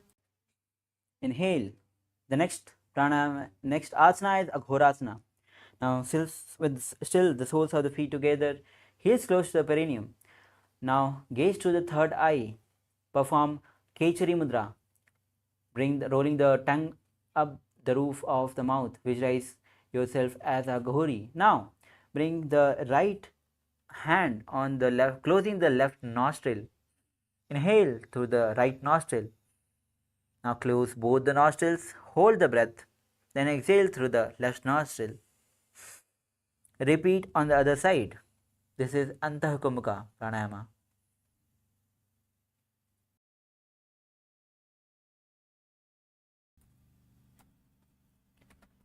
पूर्व को हो भिश्रिका जोजी बाही विधियों की जैसो जी. As we move on to the next asana, which is Kanipavasana. Again with soles of the feet together. Now bring the heels apart. Now bring the elbows onto the respective heels. Rest the chin on the palms. Gaze to the nose as you engage Mulabandha, Udyanabandha. Visualize yourself as a female elephant drinking water. ग्वाली पाव आसन कक्ष्यो है जैसे Yahoo में जाने विधि तैसे. Inhale, rise up. The next asana is Parasana. Now as you sit with the knees raised, now bring both the arms under the thighs and calf. Interlace the fingers. Feet off the mat. Gaze to the nose as you visualize Swamiji in your inner space. ततोर्ध्वम्रे च येत् वायुं मृदुनिश्वास संयुतम्. Now the next asana is Gopi Chandasana. Interlace the fingers around the feet with soles of the feet together as you bring the feet to the chest, toes at the groove in the throat. Now chin on the hands, gaze to the nose as you visualize crown, embody of state and space of a king. पूर्व विधिपका का अंगूठा कंठ को पराशे. Now relax. The next asana is Udarasana. Now sit with the soles of the feet together. Now insert the hands underneath the legs. Hold the feet with interlocked fingers.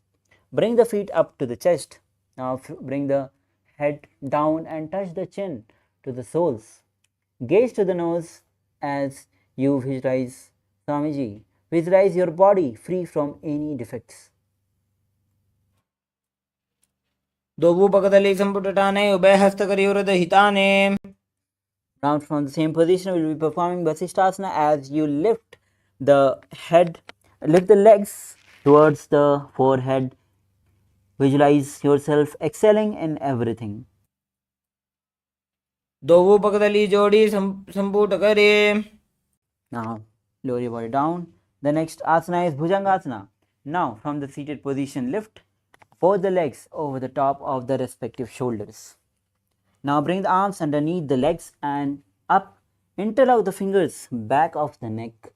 Visualize cobra in your space as you keep performing Rechaka Kumbhaka Pranayama. शिरासनं तु विज्ञेयं कक्षासनमतः परं ग्रीवासनं च परमं भुजासनमिहोच्यते. Inhale. Now relax as you maintain the same seated position with legs raised up. Bring the elbows under the knees and wrap the arms around the back with palms clasped at the back. Gaze to the nose. Visualize yourself as a beautiful and auspicious goddess. दो हाथ पगों बीच आने तनको गोड़ा नीचे ठाने. Now as you bring the legs down, the next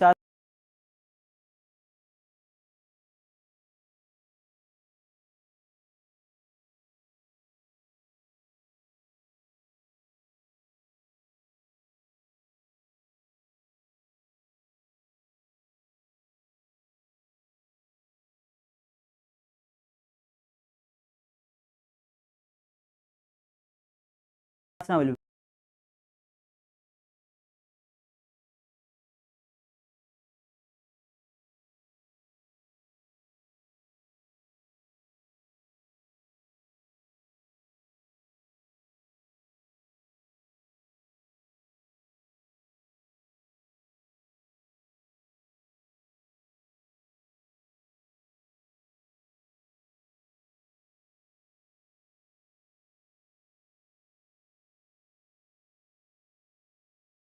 as you bring the legs down. The next asana will be Paramashivoham Om Nithyananda Paramashivoham Om Nithyananda.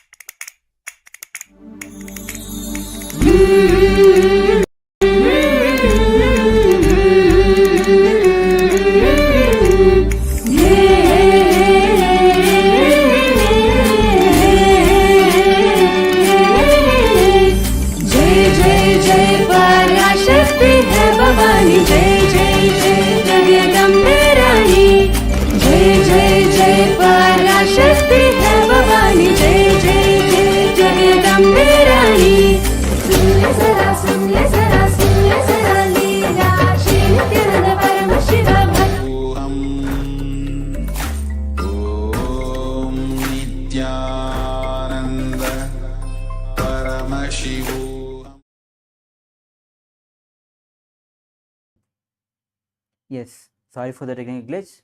As we move on to the next asana, which is Dhenukasana.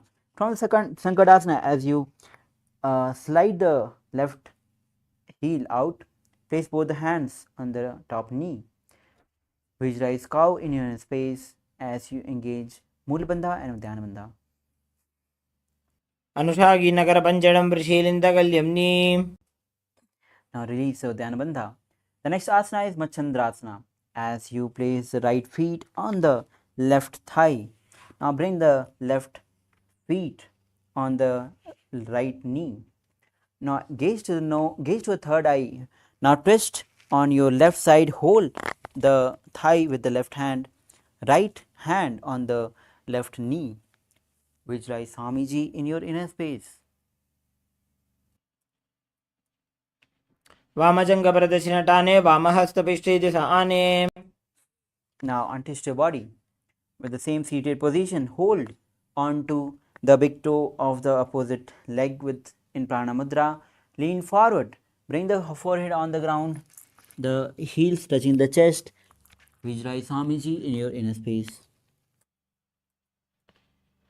Pratamaji Manacharna Joji Vamajanga Parirake Soji. Inhale, rise up. The next asana is Guru Asana. As you interlace the fingers and place it on the left knee, engage all the three bandhas. Visualize Swamiji in your inner space. Urmule Idrabadasya Kanishtika Pradeshagulbham Samsthapya. Release all the three bandhas. The next asana is Sankadasana on the other side. Now, as you bring the right leg on the ground, left feet on the top, sit on the left right knee, right heels. As you bring the hands on the opposite knee, visualize swan in your inner space. Vamapadam Jiter Moolam Sanyasadhara Nitale. The next asana is Dhenukasana. As you slide the left heel out, right heel out, place both the hands on the top knee. Now visualize cow in your space as you engage Mulabandha and Udyanabandha. Anushagi Nagara Panchadam Prishilindagalyamni. The next asana is Machandrasana. As you bring the left feet on the opposite thigh, bring the right feet on the left knee. Now twist on your right side with holding the right hand with right hand, hold the thigh of the left. Now left hand on the knee, twist back, gaze to the third eye. Vamajanga Paradachinatane Vamahastapishti Disane. Now untwist your body. On the same seated position, hands in Prana Mudra, hold the opposite big toe, lean forward, forehead on the ground, the chest on the touching the heels.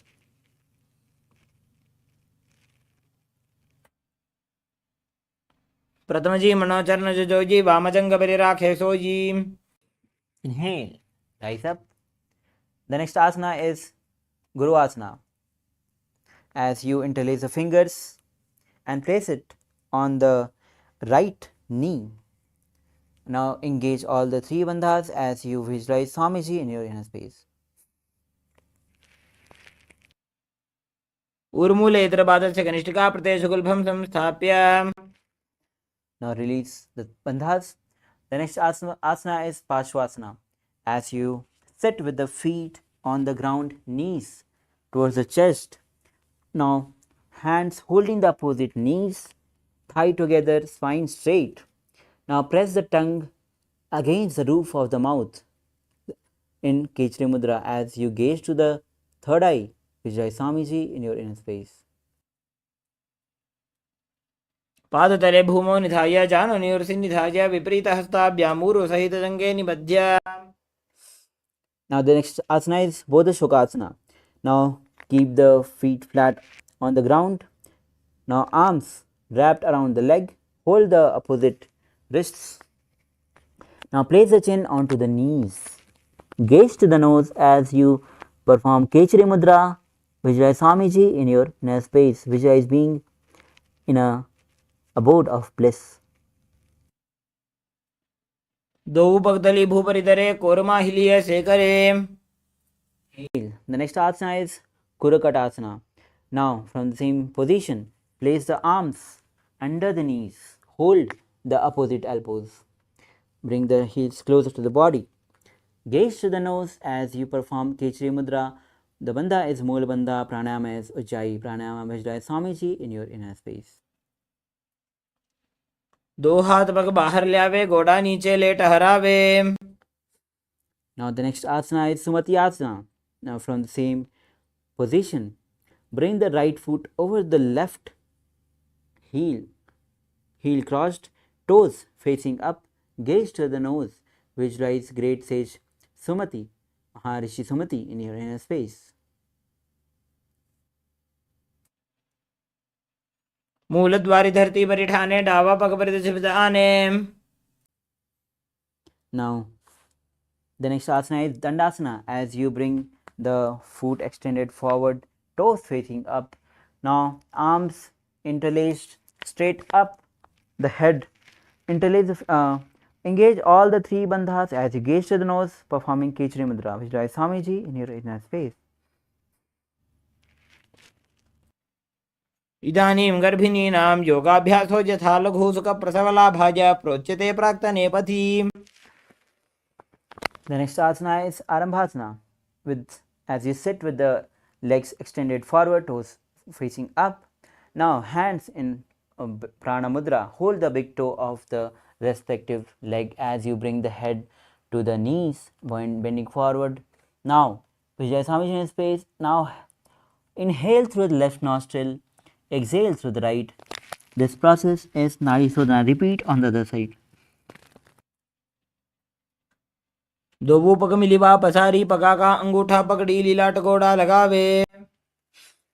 Inhale, thighs up. The next asana is Vidokasana. As you sit with the legs extended forward, bring the knees slightly up. Bring the heels one hand distance. Now bring the shoulders down and wrap the hands around and around the leg. Hold the soles of the feet as you gaze to the third eye. Visualize Swamiji in your inner space. प्रथम बेसी दो पाव पसारी, कछ को ऊर्ध को कोरडो डारे. Inhale. Now the next asana is Jalandhara Pavasana as you bring the soles of the feet together. Now place the chin, mouth, nose on the heels as you insert both the hands below the legs. Now palms facing up, gaze to the nose as you visualize Swamiji in your inner space. दो एड़ी मेली के दीजिए, हाथ पसारी. Inhale, rise up. The next asana is Urdhva Paschimottanasana. Now as you sit with both the legs extended forward, now lift the left leg behind the neck. Yes. Now lean forward and down as in Paschimottanasana. Visualize Swamiji in your inner space. The pranayama is Pratyahara Kumbhaka pranayama.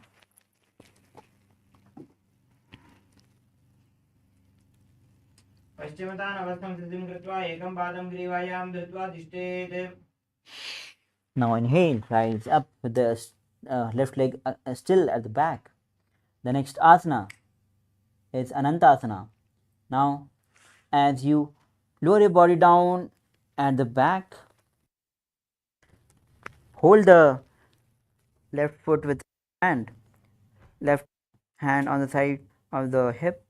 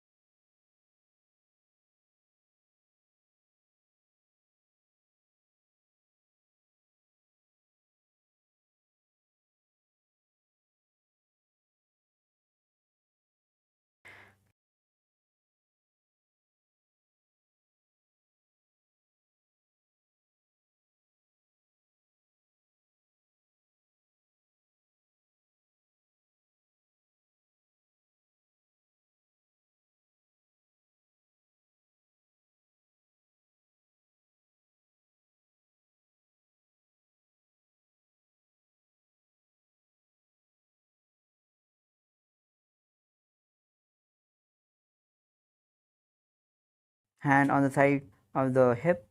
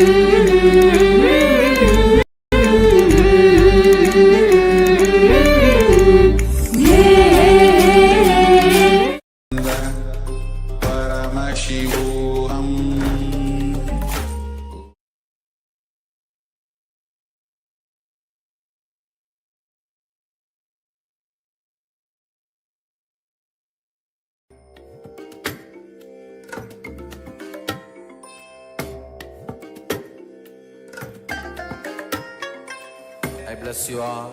Let you all open all your. Yes, we are back. Sorry for the technical glitch. Now we'll be continuing with the next asana, which is Atmarasana. Now, as you lie back on your back, raise the legs up towards the head. Now raise the legs around and hold the hands behind the neck as you visualize Swamiji in a space. Gaze to the third eye. आत्मा राम आसन प्रथम सुधोसो वे. Now the next asana is Pochikasana. As you lie down on the back, bring the knees, soles of the feet up, hands open on the sides, on the side of the shoulders. As you gaze to the third eye, visualize Swamiji space. दो हाथ सीधा सा करे, तिनसो ube Sapa करे. Now the next asana consists of three. As you lie back, bring the knees to the chest on the side of the shoulder. Now the first step is bring one foot on lean forward, lean on the sides, and other feet sides on the straight forward. Head on the opposite direction. Now as you come back to the normal position of for Jatha Payati Asana, as we'll be repeating the three steps again. On drop the one leg straight and the other bend it forward on the side. Second step, bring the straight leg on the side.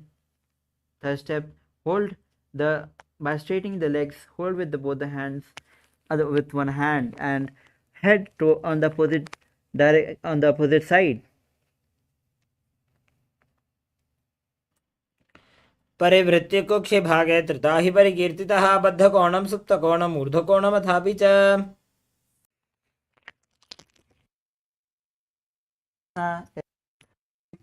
Dipadapitham. As you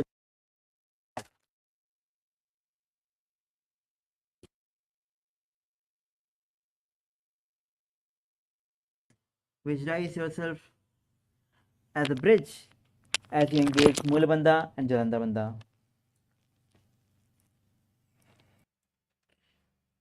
प्रतिक्रियायुतं द्वन्द्वपीठ सर्वबलप्रदम्.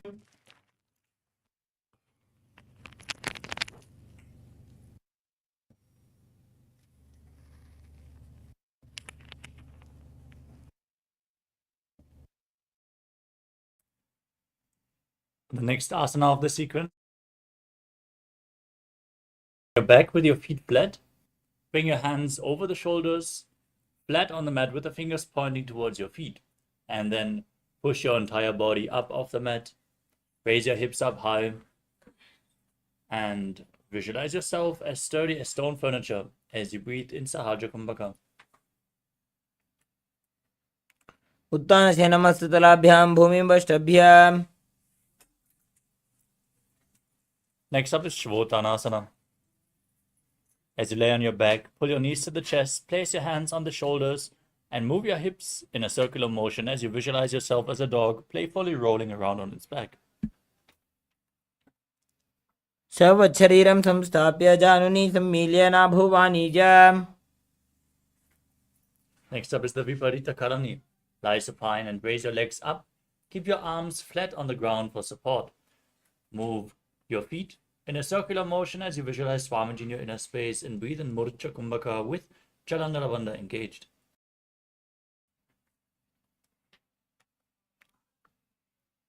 भूतले सशिरो दत्त्वा खेनये चरणद्वयं विपरीतकृतिश्चैषा सर्वतन्त्रेषु गोपिता.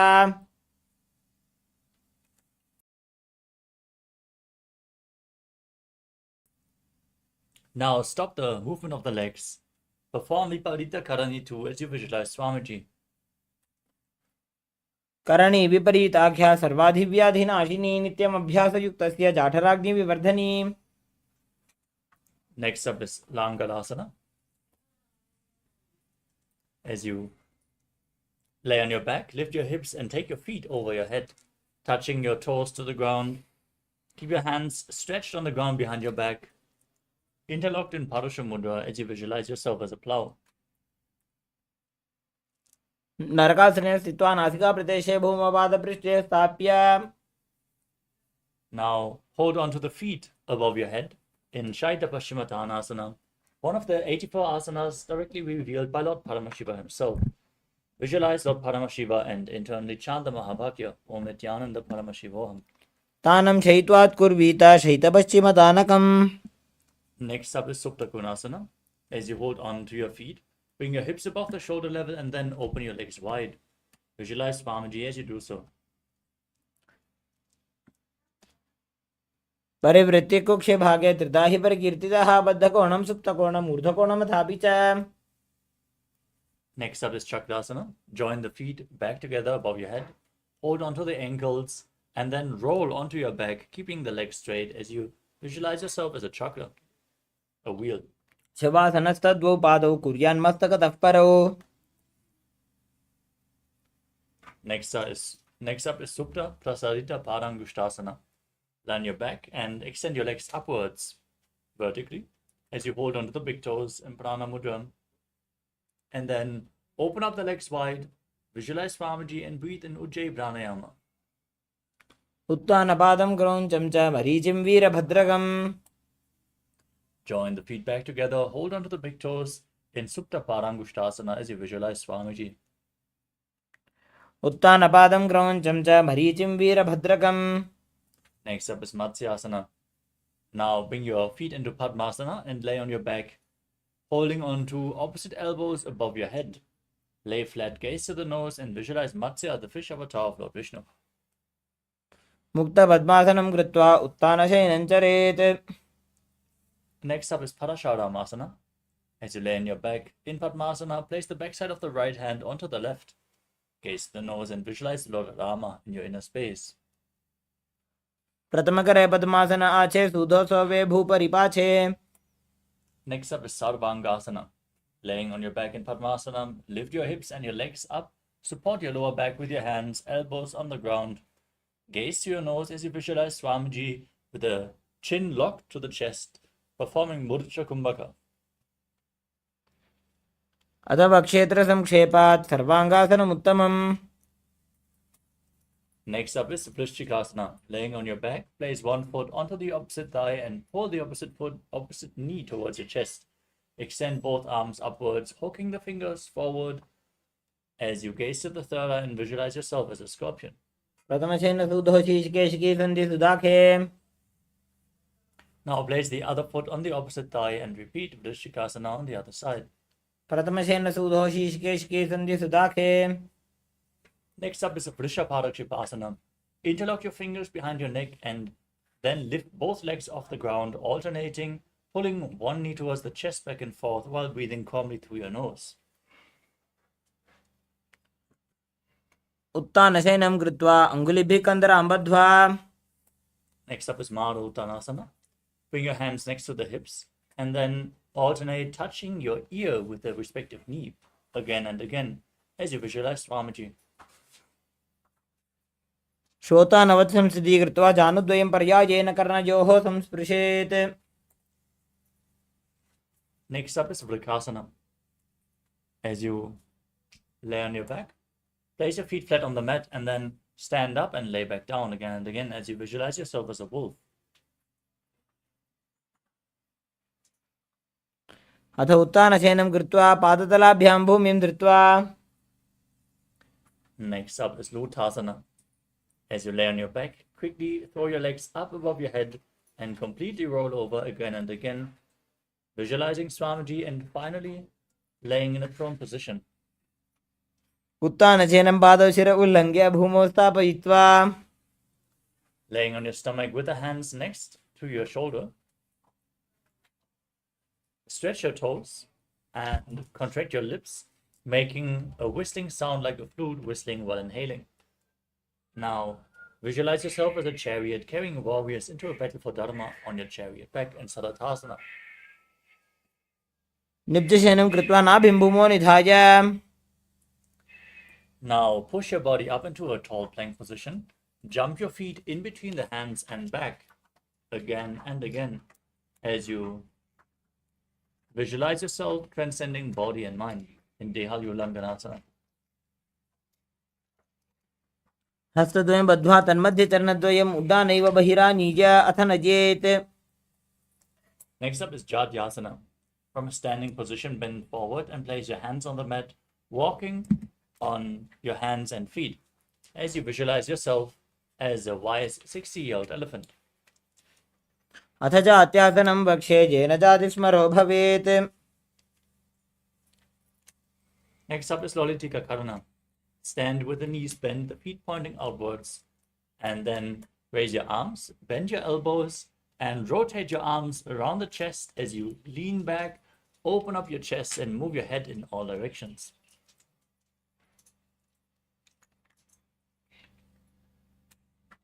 The next asana is Sadapasana. As you stand straight, tie your feet with a rope if you have one available. Stand erect like a rod. Keep your arms at the side, hands touching your thighs, elbows close to your body, as you visualize your Kundalini Devi raising and curling upward around your body. अथ सर्पासनं वक्ष्ये वायुपाणाय केवलं शरीरं दण्डवत् तिष्ठेत् रज्जुबन्धस्तु पादयोः.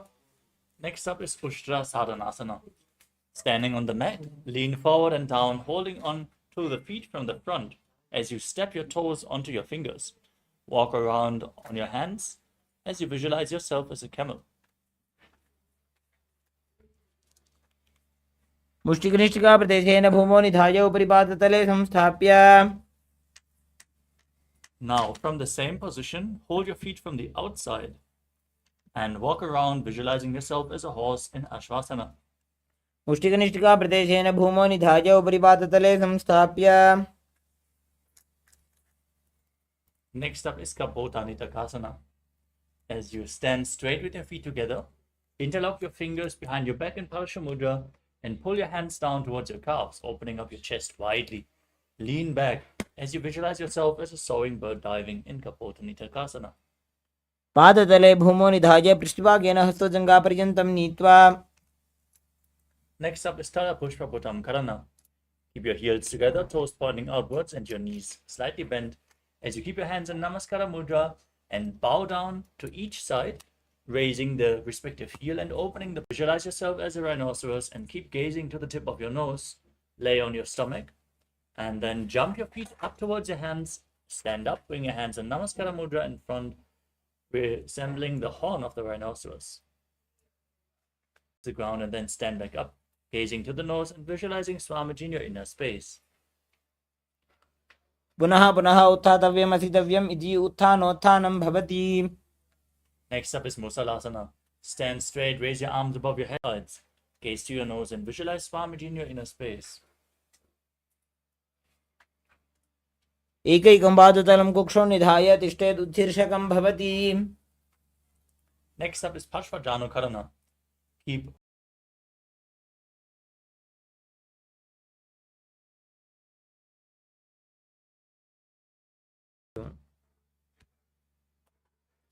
We move on to Tandavasana.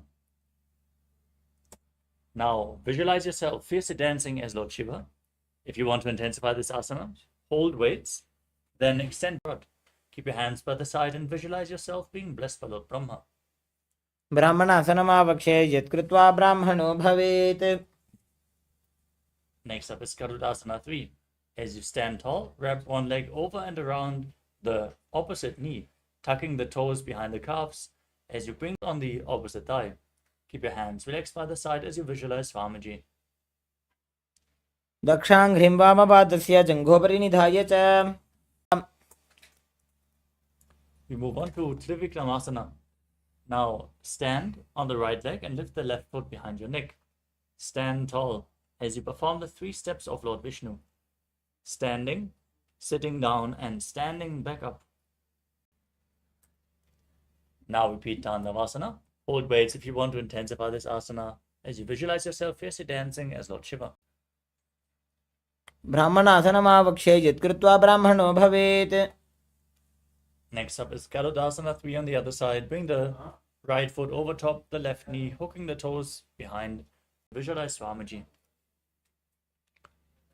दक्षाङ्घ्रिं वामपादस्य जङ्घोपरि निधाय च Now repeat the Ruvasana. Hold on to the victor of the right foot and rotate on the left leg as you visualize yourself as the North Pole star. And stand back up into the Vikramasana. ग्रीवायां पादं संस्थाप्य स्थातव्यम् उत्थातव्यं त्रिविक्रमासनं भवति.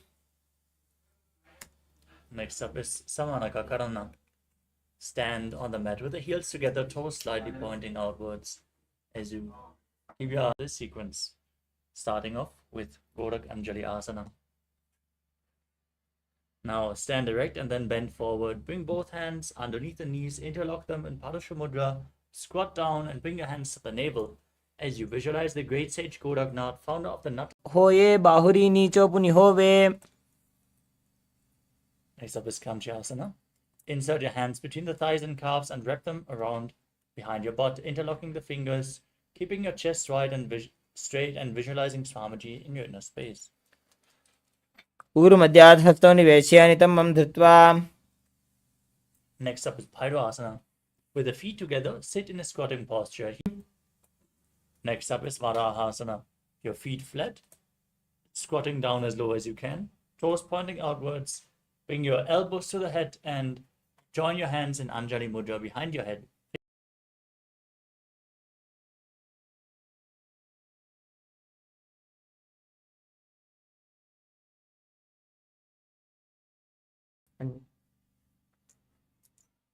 Next up is Prapitasana.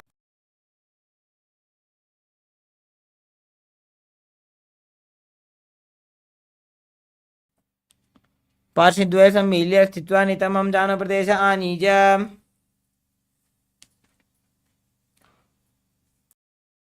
As you visualize yourself as a crow. हस्ताभ्याम् अवनिमवष्टभ्य. Next up is Sushtanga Kalyasana.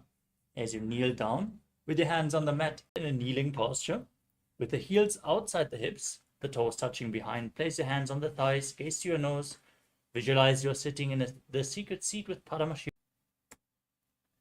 As you keep your hands on the ground, fingers wide, lift your body up straight into a handstand. Perform this asana to purify all the 7 chakras. Next up is Shiva Asana, another handstand posture, as you gaze to your third eye and visualize Tejas, energy flowing to your third eye. Next up is Sarapasana, to lay down on your stomach, bring your hands to the thighs, lift your chest up from left to right, moving and visually supported and completely independent in Niralambanasana. कराभ्यां पङ्कजं कृत्वा तिष्ठेत् कूर्परया सुधीः. Next up is Chaturasana. भूमिं वष्टभ्य. Next up is Vajradasana. As you sit in a kneeling posture, the top of the feet flat on the. Now push your hands into the mat and raise your hips up high into Gajasana. As you then alternate striking the ground with your hands, experiencing yourself as powerful as a ram in Meshasana. And slowly bring your forehead towards the ground as you visualize yourself as unborn, existing for all eternity in Ajasana. Breathe in Ujjayi Pranayama. पूर्व विधि परिहाता की काकसीस्यो फणा शरामो. Then repeat the movement behind your back as well as you visualize Swamiji in your inner space. हस्तयोः अङ्गुलीर्बद्ध्वा हस्तयोर्मध्यात् जङ्घोरुभ्यां धरां पीड्य स्थिरकायो द्विजानुनाम्. We move on to. आनन्दमन्दिरासनम्. Next up is Mandukasana too. Sit with your knees wide, the feet overlapping behind.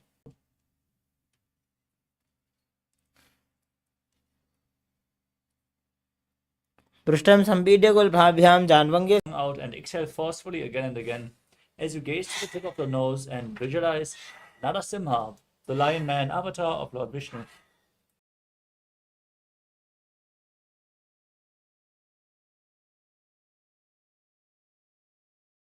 Nostril.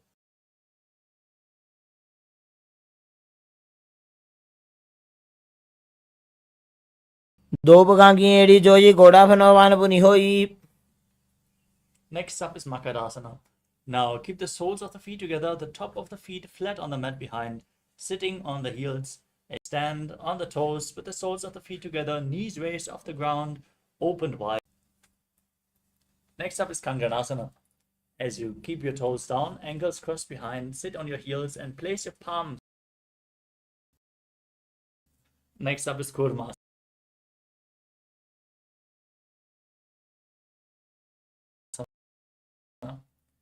Sit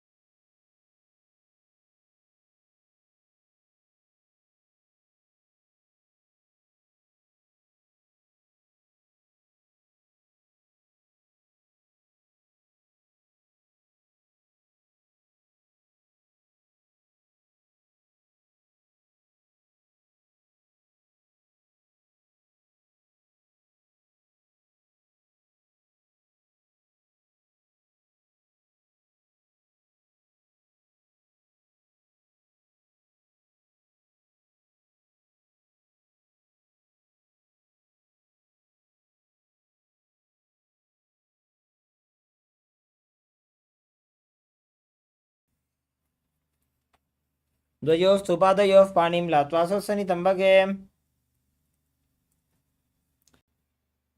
पूर्वतानं चतुष्पादपीठं वज्रासनं तथा. Next up is Dhanurasana 2. As you keep one leg extended forward, hold both the big toes with the respective hands in Prana Mudra. Now bring the left foot over the left shoulder and hook the right foot over the left as you extend both legs to the side. Lean forward, find balance, and the right foot on top of the left thigh. Now bring the left shoulder underneath the raised left knee and press the right knee down to the mat as you gaze to your third eye. Visualize. Now place the right foot at the left thigh and step the left foot over top of the right knee. Twist the right elbow outside of the knee, bring the arm below. पार्श्वाभ्यां दत्ते यासु पार्श्वमध्येन्द्रमुत्तमम्. Now repeat Chakrasana on the other side. Bring the right foot behind your neck if you can. Now repeat Dhanurasana 2 on the other side. Pull the other foot towards your ear. Hold on to both big toes as you visualize yourself, both legs to the side, leaning forward, balancing, visualizing yourself as a flying crane. So able to exist solely from Dana. एतत् प्रभेदं वक्ष्यामि करोति यः स चामरः. पार्श्वाभ्यां दत्ते यासु पार्श्वमध्येन्द्रमुत्तमम्. The next asana is Ardha Paschimottanasana. Now press your heel against the perineum and through your limbs by the force of your will.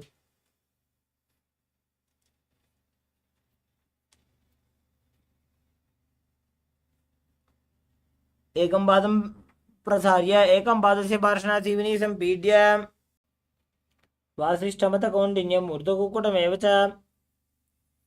Now repeat Ardha Paschimottanasana on the other side. Press the other heel against the perineum, lean forward and down, holding on to the front foot. Visualize yourself as a crane, Krauncha. उत्तानपादं क्रोञ्चं च मरीचिं वीरभद्रकं नटराजं त्रिकोणं च सुप्ताङ्गुष्ठप्रसारणे. The next asana is Svastikasana. Now sit in a cross-legged position with your feet in between the thighs. Place your hands on the knees and gaze through your nose as you visualize peace, well-being, good fortune, and prosperity. Visualize a swastika.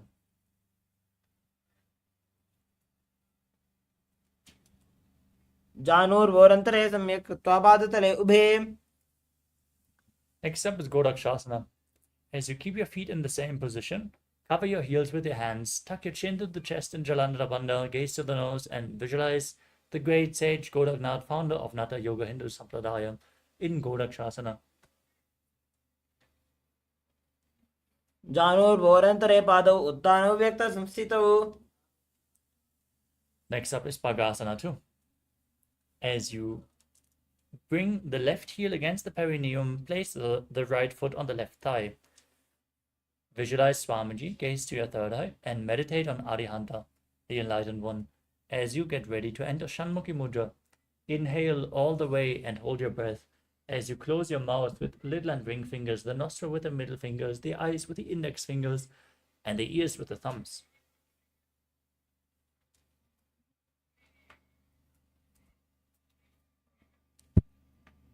वामपार्श्वौ बुधं संस्थाप्य दक्षाङ्घ्रिवामजगने. Next up is Yogasana 2. Sit with your feet on top of opposite knees.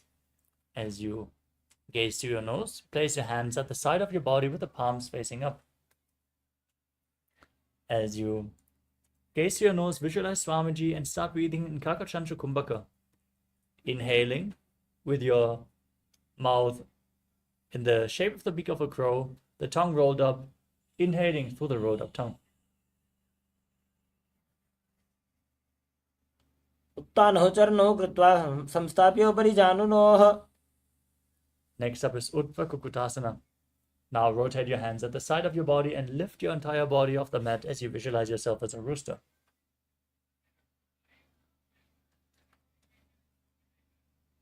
वासिष्ठमतकौण्डिन्यम् ऊर्ध्वकुक्कुटमेव च. Now bring your hands in between the legs, place them flat on the mat as you gaze to your nose without lifting your body up. Sit on the mat and visualize Swamiji in your inner space and sit Haharatali Asana. प्रथम पद्मासन को करे घोड़ासन दिमाही कर इधरे. Now push your hands on the mat, lift your body up, gaze to your nose and visualize a swan in Hamsasana. Kukkutasana स्थित्वा स्कंदपर्यन्तं ऊरुनि नीत्वा. Now push your hands behind your body as you keep them in between the legs. Lean forward, place your forehead on the ground in Karmukasana, interlocking your fingers behind in Padasha Mudra and visualizing yourself as Pinaka, Lord Shiva's bow. प्रथम पद्मासन को करे घोड़ासन दिमाही कर इधरे. Now sit in Kurmasana too, with your hands in between the legs, elbows bent, holding on to the respective shoulders, visualizing yourself as a turtle with a stable body and mind to live for hundreds of years.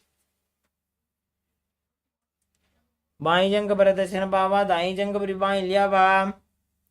Now tuck your chin to the chest, gaze to the nose, engage Chalananda Bandha, and rejoice knowing you're sitting in Shiva's secret knot posture, Granthi Bhedasana.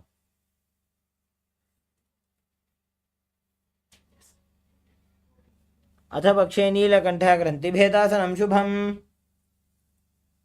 Next up is Uttana Kurmasana. From Padmasana, roll onto your back with the hands in between the legs, holding onto the shoulders, embodying a turtle laying on its back as you gaze to your nose. Kukkutasana बंधस्थम कराभ्याम धृतकंदरम Peetham कूर्मोदुत्तानम एतदुत्तान कूर्मकम. Now sit back up into Padmasana. Bring your hands in between the legs once more as you place your one palm on the ground. Hold its wrist and lift your entire body off the mat, visualizing yourself as a rooster. Kukkutasana स्थित्वा एकेन हस्तेन अन्यस्य मणिबन्धं धृत्वा.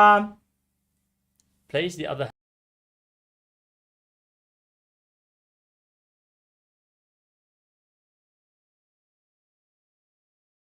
hand on the mat in between the legs.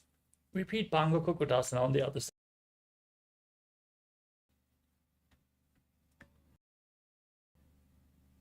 Kukkutasana स्थित्वा एकेन हस्तेन अन्यस्य मणिबन्धं धृत्वा. Next up is Kritasana. From Padmasana, place your elbows onto your toes as you interlock your fingers and rest your chin on the hands, pressing your thumbs to the throat as you visualize Swamiji in your inner space. Visualize you have gone beyond all greed and covetous. जानोर्वोरन्त्रे पादौ उत्तानो व्यक्त संस्थितौ. Next up is Padmasana 2. Now rest one hand on top of the other with the palms facing up. Gaze to your nose, engage all the bandhas and visualize Swamiji. उत्तानौ चरणौ विधाय विधिवत् शक्ति स्थितौ योगिरात्. Next up is Padmasana 4. With the hands on the knees, gaze to your nose and visualize Paramashiva in your inner space. एतत् पद्मासनं कुर्यात् प्राणवायु प्रसिद्धये.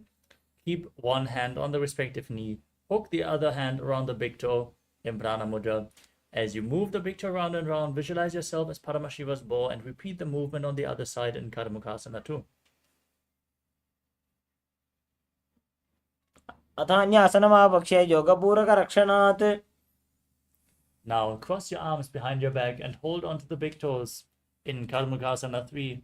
As you gaze to your nose, engage all the bandhas and visualize yourself as Pinaka, Lord Shiva's bow. कार्मुकासनमाक्षित्य उदरे पूरयेत् सुखम्. Next up is Sthiridhasana. Maintain Karmukasana 3 and raise your chest, gazing to your third eye and visualizing yourself as the action of Paramashiva's third eye, destroying anything you come across. उरुभ्यामुपरि स्थाप्य पादयुग्मं प्रयत्नतः. From Sthiridhasana, roll onto your back. Keep your arms crossed behind. Try to hold onto the big toes with your legs in Padmasana. Gaze to your nose and visualize yourself as a snake, breathing through your nose in Nagrasana. प्रथम पद्मासन कोठाने दो हाथ पाछाने आने. Now free your arms and legs, pull your knees to the chest and circle them with your hands interlocked in Padasha Mudra and squeeze your body into a ball in Kandukasana. वेत्रासने स्थित्वा हस्तपादानि निष्कुष्य. Now place your feet flat on the mat and interlock your fingers behind your neck as you gaze to your nose and visualize Swamiji in Urdhva Pavanasana. प्रथमे सूधो San करावे घोड़ा उभा राशि मिलावे. Now bring your upturned palms underneath the heels and push your hips up as you perform Murcha Kumbhaka. Visualize yourself as a powerful alpha ape in Marakata Pitasana. उत्तानशयनं पादतले उत्तानहस्तयोः स्थापयेत्. Next up is Uttana Shikipita. Now bring your hands to the lower back and raise your hips up high. Straighten your legs, pointing the toes, gaze to the nose and visualize Swamiji. जङ्घोरुबलहीनश्चेत् उत्तानशिखिपीठकम्. Next up is Narakasana. Raise your legs up off the mat, point them up, keeping your arms flat on the mat for balance as you visualize yourself traversing Narakaloka unscathed, blissfully in Narakasana. ग्रीवाकण्ठेन भूमिं विष्टम्भ. Now bring your hands to the lower back, your legs straight, and then slowly lower and angle them, keeping your core engaged as you visualize yourself as a boat crossing the ocean of samsara in Tiryan-Naukasana. नौकावत् स्थित्वात् ऊर्ध्वं पादाग्रद्वयं नजेत्. Now bring your arms back to the mat. Keep your legs straight in Vajrasana as you visualize yourself as the Kailasa flag, respected across all nations.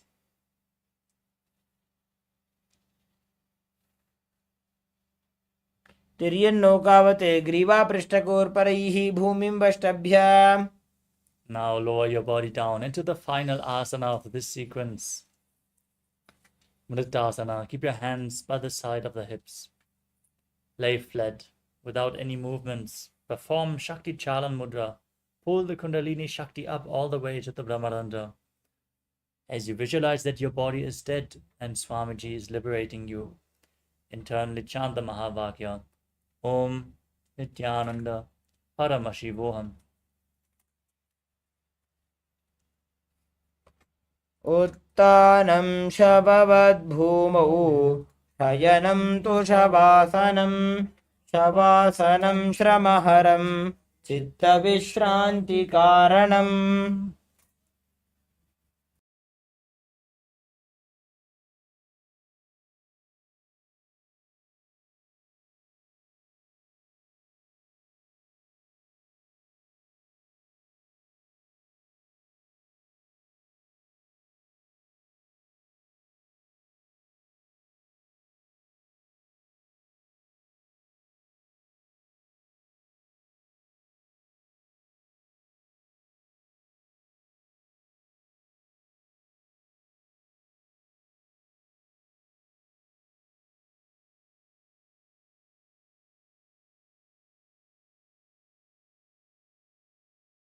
Slowly return to your physical body. Wiggle your fingers and toes, your wrists and your ankles, your elbows and your knees. Pull your knees up towards your chest and circle it with your hands and thighs. Rock your body from side to side and return to a comfortable seated position. Congratulations, you completed the Dvitiya Vinyasa Krama, the 308 asana sequence as revealed by the Supreme Pontiff of Hinduism. We want to complete with all of you for the technical glitches in between and the speed at which we had to go to stay on time. Let us now move on to the power manifestation session.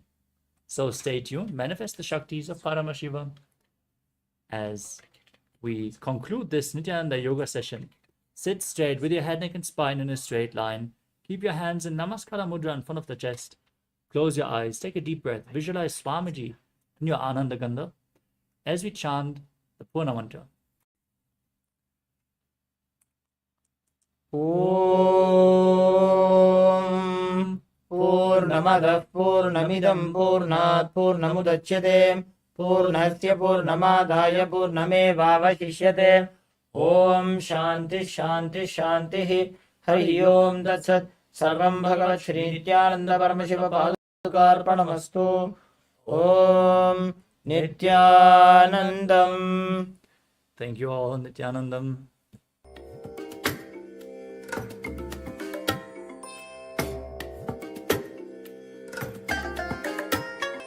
I bless you all. let you all open all your three eyes and manifest the powers of Sadashiva. Om Nithyananda Paramashivoham. Om Nithyananda Paramashivoham.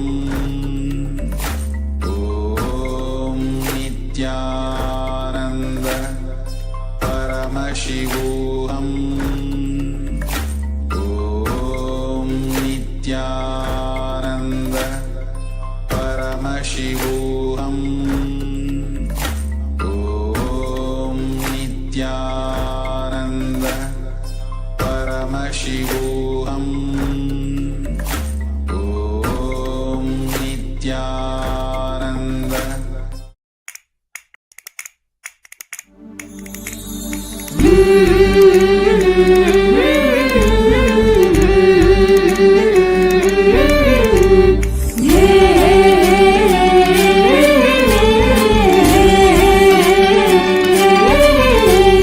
जय जय जय पराशक्ति है भवानी, जय जय जय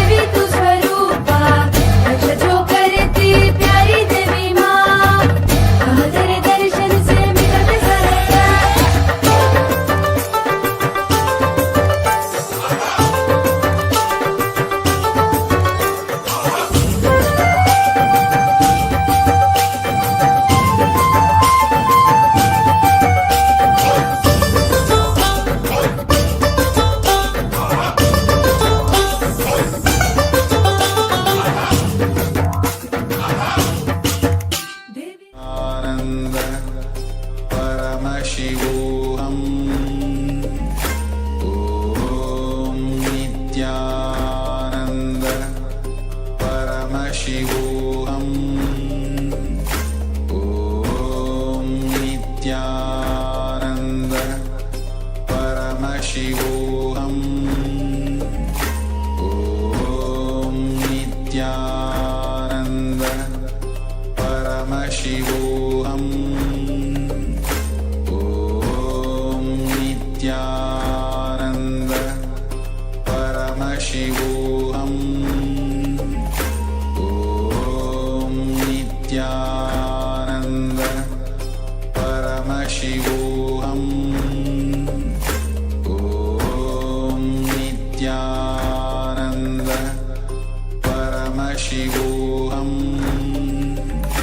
Om Nithyananda Paramashivoham. Dhyanam. After such a beautiful Dvitiya Vinyasa Krama, the yoga session, let's get ready to enter into the power manifestation with that same space that we have from doing the Dvitiya Vinyasa Krama. Let's begin performing the power manifestation. I request all the participants to please settle down. Please make sure that you have all the alchemy products ready and all the requirements for third eye reading. You can have a piece of paper and a pen. Please make sure that you have your eye bands ready so you can cover your eyes.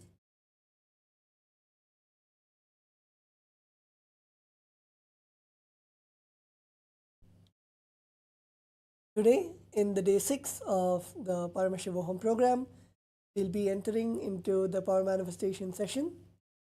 I also request all the participants, if you can please switch on your cameras in Zoom so that we can directly interact with you. We can also guide you through the power manifestation session. So we'll be beginning with the power of third eye reading, where we're going to close our eyes. Please pick up your eye bands and you can please cover your eyes. We'll be projecting a picture for all of you, and please sit with your head, neck and spine in a straight line. Visualize Swamiji in your third eye and intensely chant the Mahavakya Om Nithyananda Paramashivoham and request Swamiji to show whatever is being projected to you on the screen. And let's now begin the round 1 of the power manifestation.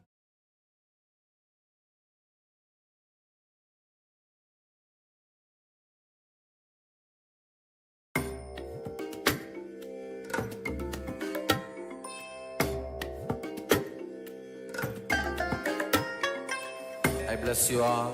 Let you all open all your 3 eyes and manifest the powers of Sadashiva. Om Nithyananda Paramashivoham.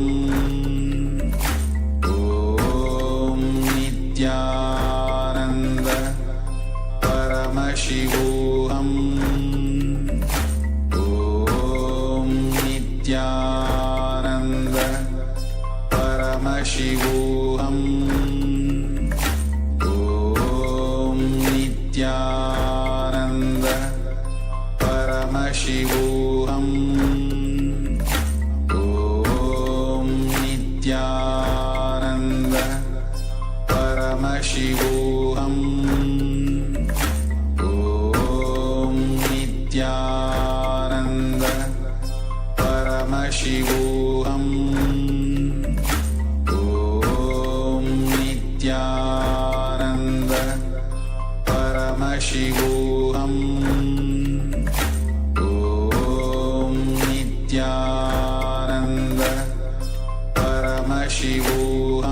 Paramashivoham. Om Nithyananda Paramashivoham. Om Nithyananda Paramashivoham. Om Nithyananda Paramashivoham. Om Nithyananda Paramashivoham. Om Nithyananda Paramashivoham. Om Nithyananda Paramashivoham Om Nithyananda Paramashivoham Om Nithyananda Paramashivoham Om Nithyananda Paramashivoham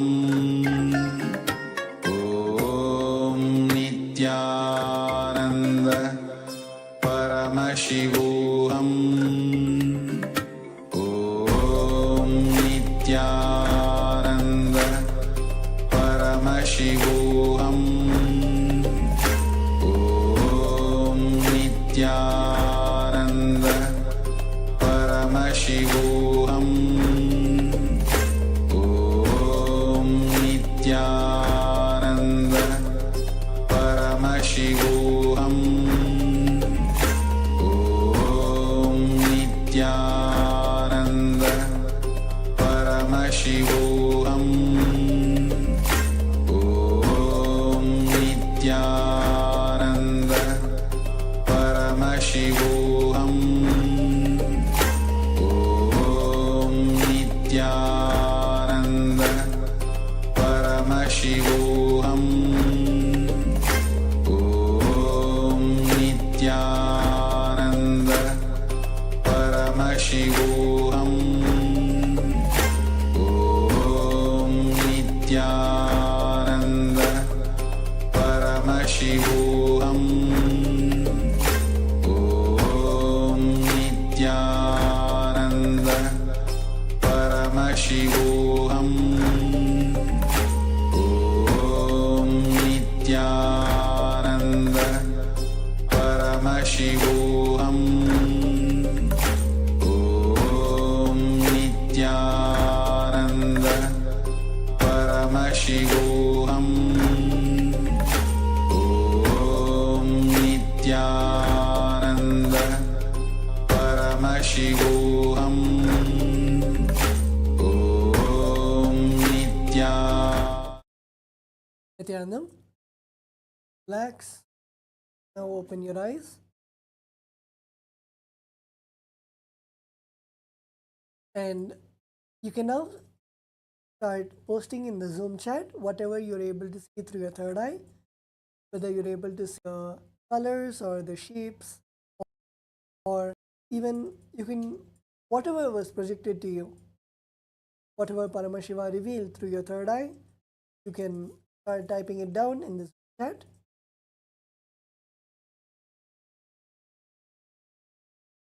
In just a few moments, we'll also be projecting what we had projected to all of you.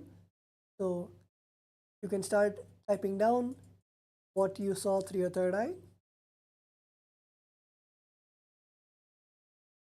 without any self-doubt or self-hatred, self-denial, without any of the patterns interfering. Just type down, and we'll now be projecting what we had shown to all of you. A picture of many fruits. So whether you're able to see the picture as it is, or you're able to see the shapes like a circle, or you're able to see the colors like green or yellow or red or white or brown. It is wonderful. You have manifested the power.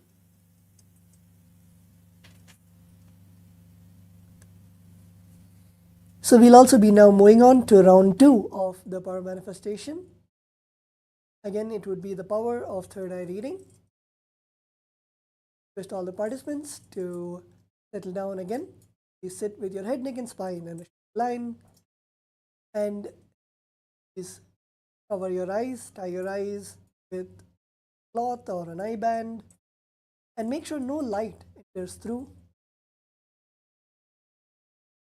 Sit straight, visualize Swamiji in your third eye and ask Swamiji, please reveal to me what is shown to me, reveal through my third eye.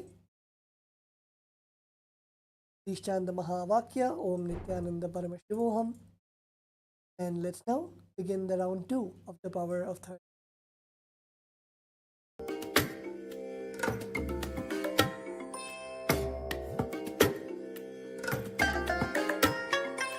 I bless you all.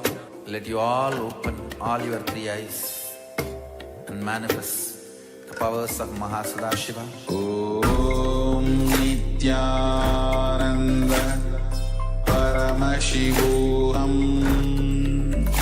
Om Nithyananda Paramashivoham. Om Nithyananda Paramashivoham. Om Nithyananda Paramashivoham. Om Nithyananda Paramashivoham. Om Nithyananda Paramashivoham.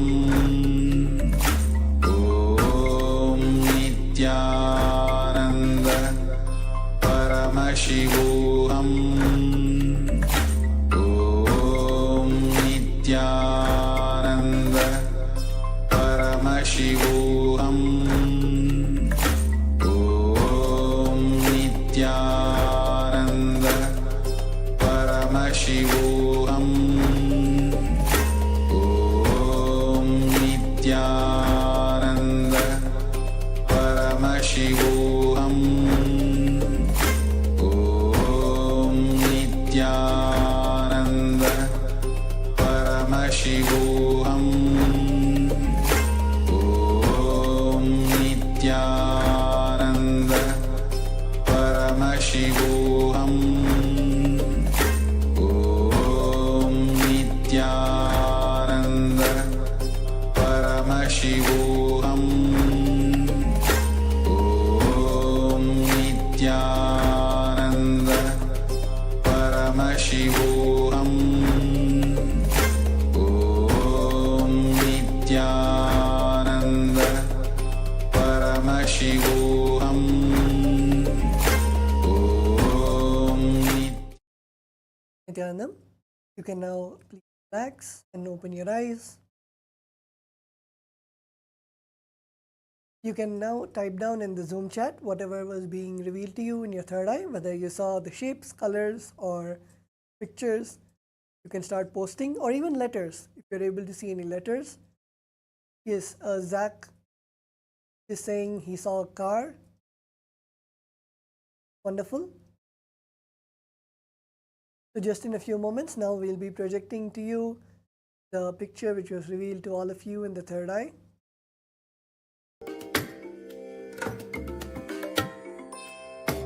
There's a dice. It's something like a board game. You can see chess pieces. You can see the dice. You can see a board. So if you're able to see any of these shapes or colors or numbers or letters, it's beautiful. You have manifested. And don't miss this opportunity to post and celebrate your experience in social media, where you can go and post your experience of the third eye reading, and make sure to celebrate even any small manifestation. Celebrate the manifestation so that Paramashiva keeps flowing through you and flows more and more through you. So before we enter into the next session today, let's take a few moments to post our experience on social media, and we'll be right back with you just in a few minutes for the next session.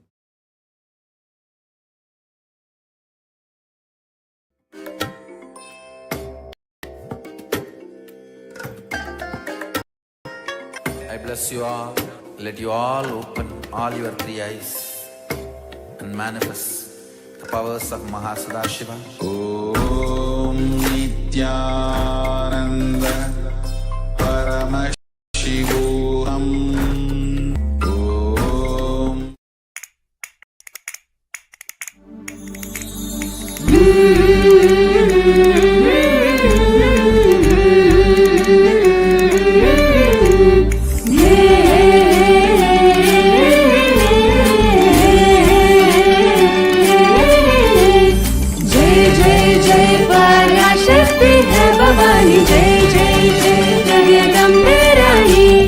जय जय जय पराशक्ति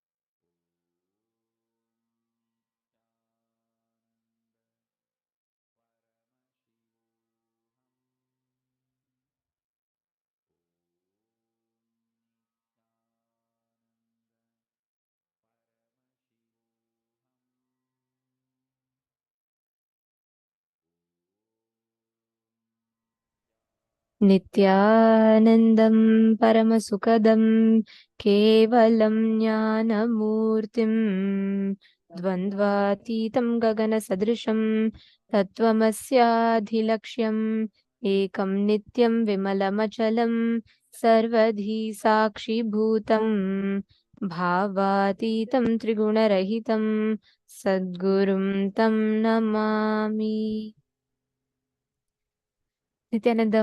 Nithyanandam, everyone, welcome to the day 6 of Paramashivoham. We welcome each and every one of you joining with us today.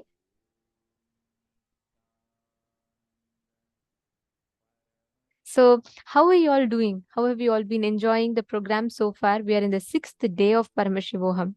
And you all should know one thing, the whole experience of the Paramashivoham, every step that Swamiji has designed is towards the goal of you manifesting your ultimate potential, your divine potential. And this happens just by you awakening the non-mechanical components of your brain, internalizing the powerful cognition, manifesting them as powers. Paramashivoham aims to give this experience to each and every one of you all. So we welcome everyone for this session today, and hope all of you have been enjoying and hope all of you have been learning a lot in the program. Today we're going to be having a very special and very powerful initiation as well. Nithyanandam, very nice to see the chat is flooded with Nithyanandam. Nithyanandam, Mam Sakala, Ma Mohi Lata, and Ma Alexandra, Ma Itsk Nithyanandam. Nithyanandam, Ma Premakarini, Ma Donna, Ma Vimala, and Ma Pei Huang, Ma Hao Juan, Ma Sonia Rao, Nithyanandam, Ankita Nithyanandam. Where's Anisha? Nithyanandam, Ma Shamla, Ma Nadia Khan. Okay, nice to see all of you here. See, actually throughout this program, right, like one thing you're going to be having as an experience is, even if you have attended, let's say like 25 inner awakenings or 40 inner awakenings, all the experiences that you have, all the powerful cognitions, whatever you would have learned in inner awakenings, any programs for that matter, you are going to be experientially understanding them. That's the speciality of Paramashivoham. You're not just going to be learning them as cognitions, but applying them as experiences. And today, the whole day is centered upon the science of manifesting the space of oneness, the science of awakening your brain grooves to grasp the higher dimensions of life. We all learned about 14 lokas, we all learned about 11 dimensions. Our brain needs to be trained to understand the cosmos, understand the consciousness.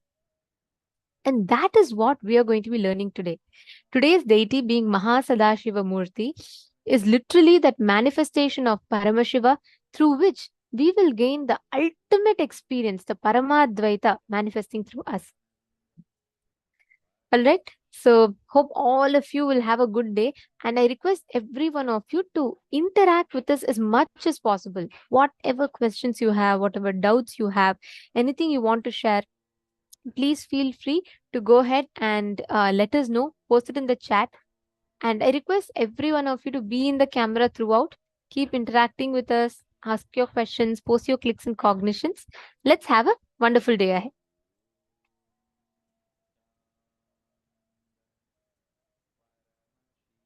Nithyanandam, Zach Medaya. Okay, I'm seeing all the participants here. Zudong, Nithyanandam.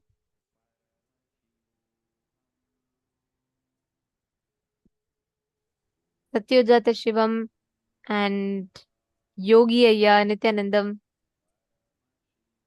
Actually, today, if any of you have friends that are are dealing with issues, struggles mentally, like especially if you know anyone that has an autistic kid who are dealing with people, especially able people who are finding it difficult because of something with their brain, you can invite them to join today's program because we are going to be working on brain, rewiring of brain and breaking free from many of the restrictive patterns. So we are too excited and waiting to see the experiences that each of you are going to be posting today, because today, when your brain gets rewired, the kind of an impact it would have over you, the experience that it would leave you with would just be phenomenal.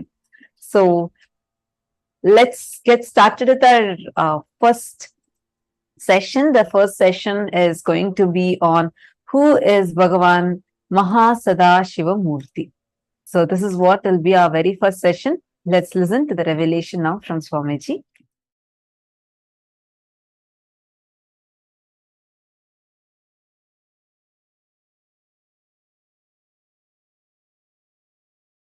In KAILASA, Paramashiva Jnana, the knowledge of Paramashiva exists as pure frequency, Nada and Bindu, means sound and visualization. I map that down into Sanskrit, then it becomes concepts and principles. I map that down to English, then it becomes long sentences. That is why my satsangs are long sentences. So let me repeat now. Manifestation, sustenance, rejuvenation, pulling out of delusion, enlightenment, liberation. These 5. Paramashiva does these 5 as Sadashiva, with 5 faces. Satyojata, Vamadeva, Tatpurusha, Ahora, Ishana. Listen. Satyojata, Tatpurusha, Vamadeva, Ahora, Ishana. Let me repeat. Tatpurusha, Vamadeva, Agora, Ishana, and Satyojata. Listen intensely. Listen sincerely. Satyojata face of Paramashiva does creation, manifestation. It is the face facing western direction. It does manifestation, Satyojata.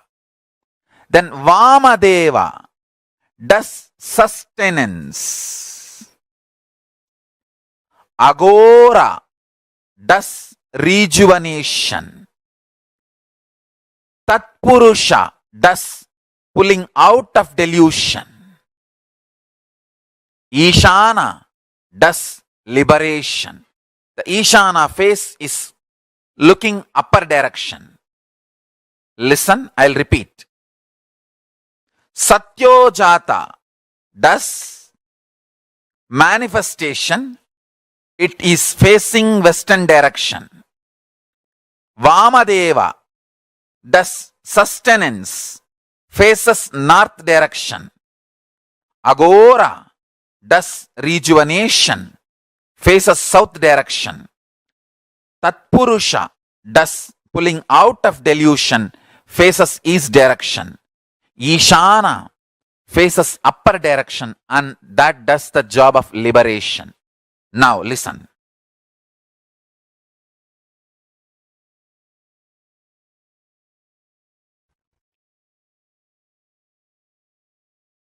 The Sadashiva, he exists doing these 5 Panchakritya.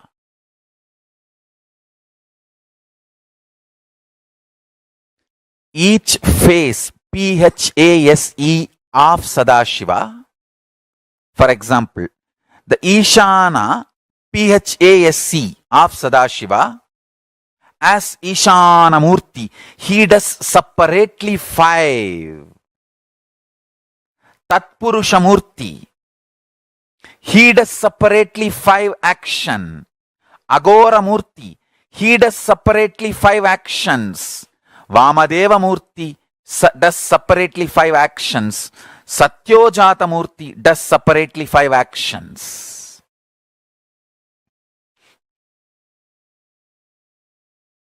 I'll tell you one by one.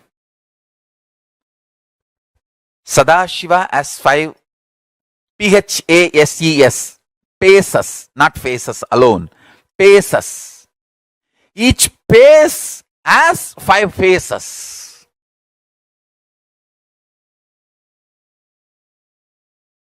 I'll reveal step by step. Internalize, it is very important for anybody who want to be my follower, because only if you know what is Paramashiva, you will understand the meaning of Paramashivoham. This whole thing is not just happening in KAILASA, it is happening inside you. It is happening inside your brain now. It is happening inside you now. Paramashiva is sitting inside you now.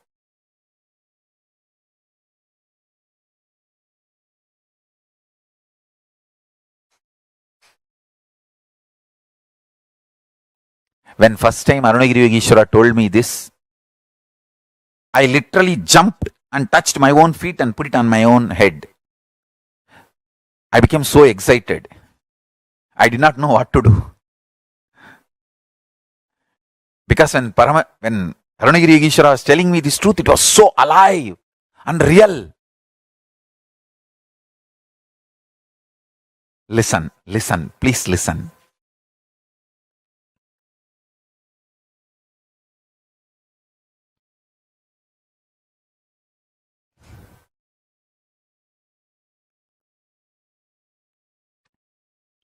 Sadashiva has 5 faces, PHASES, paces. That 5 paces does creation, sustenance, rejuvenation, pulling out of delusion and liberation.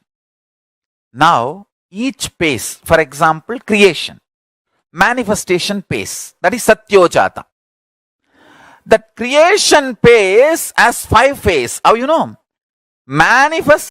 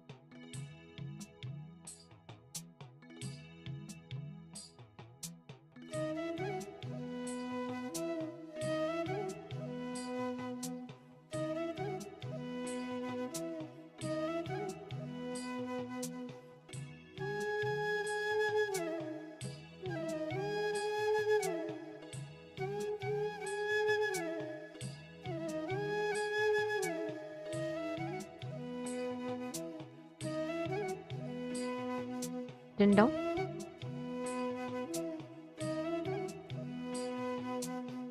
Okay, now understand, when learning about Mahasadashiva, one thing that all of us are going to be understanding or manifesting today, the experience that we're going to be manifesting today, is when the Panchakrityas, the understanding of Srishti, Sthiti, Samhara, Throbhava, all of that happens, we start manifesting the experience in our inner space. Means, when you realize that you are the creator, you are the sustainer, you are the rejuvenator, you are the person who puts and pulls out of delusion, and you are the person who liberates, when that becomes an experiential understanding, you will start having the kind of a confidence you will have in life over the obstacles or problems that is created in you will be phenomenal. Like, you will be able to manifest life completely different in a way where you will have a breakthrough in the way you perceive, cognize, experience that reality. Ma Geetanjali Khanna is saying, Ma, I feel there's an individual independent energy. I have experienced it. Who knows? I will see or face it after death. But as Swamiji's words go, I will aspire for Shivatva or just enjoy rebirth. Ma Geetanjali, you should know, at the end of the life, Swamiji will give you a choice. You can choose to be born and you can choose to merge into Paramashiva. And whatever cognitions you ferment now, see, at the time of death, you will not have your logic working. Your logic will fail by then, which means you will not have some intelligence in you which will say, hey, you know what, you should make this choice probably. No, it will just, nothing will work. It will just go as per that moment, what you choose, you will go with the flow of that. So at that time, whatever you choose, that's what you will manifest. If you ferment the right powerful cognitions about life, you will manifest that as a reality for you. Okay? So today the power we are all going to be manifesting is the power of consciousness over matter, which means by your conscious will, you being able to move the matter in front of you. When you bring the conscious will, when you manifest the experience, oneness, Paramadvaita, the way you experience the reality will be very different. See, when you know you are the one who's creating, you are the one who's sustaining, when you experience Mahasadashiva in you, you will experience reality as something as part of your play. Like, for example, let's say you are making a drawing or you are writing something. Because you are writing something, you are creating a story. If you are writing a story, you know you have the freedom. Even if you don't want a character to be a certain way, you can say change the character. Same way, the whole life, when you realize it's your creation, you will know anytime you want, you can change it. That is why we are manifesting the power of consciousness over matter now. Okay. So what we are going to be doing is, I request every one of you to please bring a cup of water. You're going to be putting a blade of grass or a rice grain in it. You're going to be manifesting the power of consciously moving the blade of grass as per your will. Okay. So keep the needle or something, it should float in the water. It should not be something that's sinking. Keep it floating in the water. You're going to be moving that object as per your will. Typically, we have to put our hand to move it, right? But right now, just through your will, without the physical contact, you're going to be moving that object. Catching it? Come on. Please place a cup of water. I request all of you to chant the Mahavakya. Let us start the manifestation. Please sit straight. Paramashivoham. Om Nithyananda Paramashivoham. Om Nithyananda Paramashivoham. Om Nithyananda Paramashivoham. Om Nithyananda Paramashivoham. Om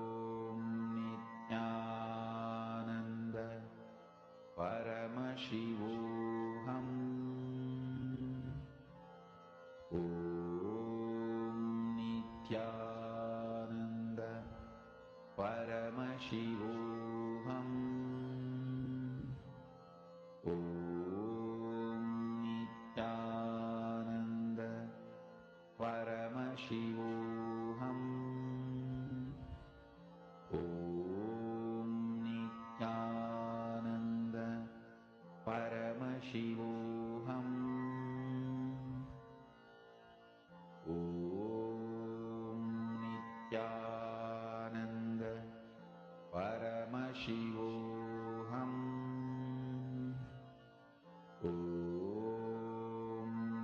Nithyananda Paramashivoham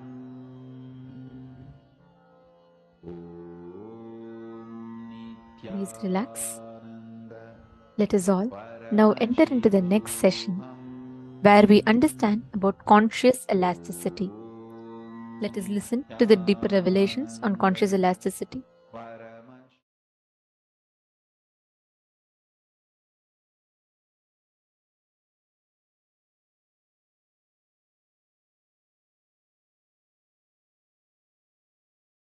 Understanding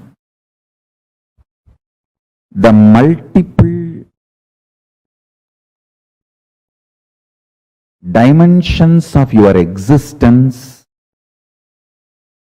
can coexist without chaos and prioritizing simultaneously, spontaneously in you makes you chaos free, stress free, tiredness free, incompletion free, worry free.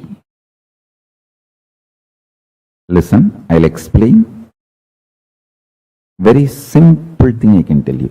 Visualize yourself with the 25 heads of Paramashiva, 75 eyes. Now decide all your problems, difficulties, business, everything. You will think through these 25 heads and find solution. Please listen.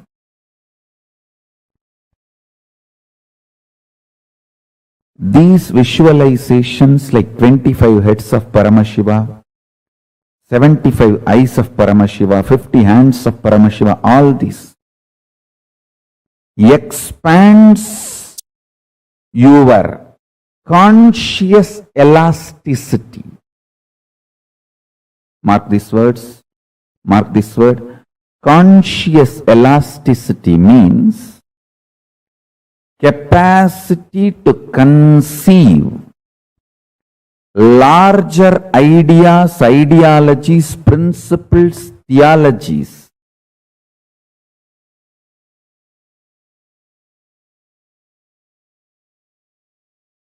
Let me come back to the subject I was talking. Visualize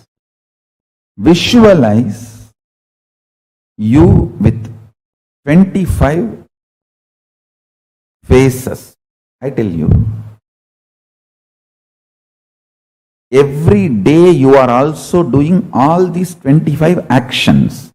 You are creating something, you are maintaining something, you are rejuvenating something, you are pulling yourself out of delusion sometimes, you are liberating yourself sometimes. All these 25 actions you are also doing, but with a lot of conflict, stress, friction, fight, internal chaos, because you do not understand all these 25 can coexist in a very orderly way. If you can organize your inner space and understand this 25 constantly is happening in you in a very orderly way. Please understand, this next 24 hours, I want to dedicate it to this one principle. All of you sit and pen down, think, do Vakyartha Sadas on this one principle. How you are doing all these 25 actions of Paramashiva in your life every day. Understand? Macrocosm is Paramashiva, microcosm is you. You are the microcosmic version of macrocosm Paramashiva. Brahmanda is in Pindanda. Brahmanda is Paramashiva.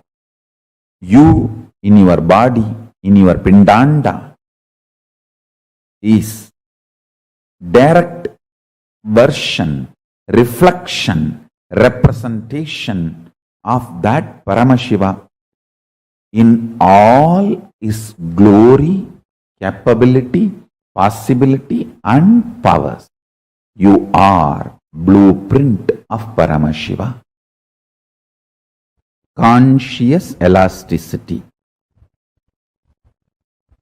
If you visualize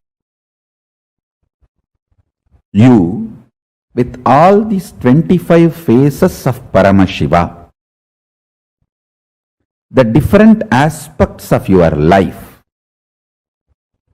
your capacity to keep everything integrated to your consciousness is conscious elasticity.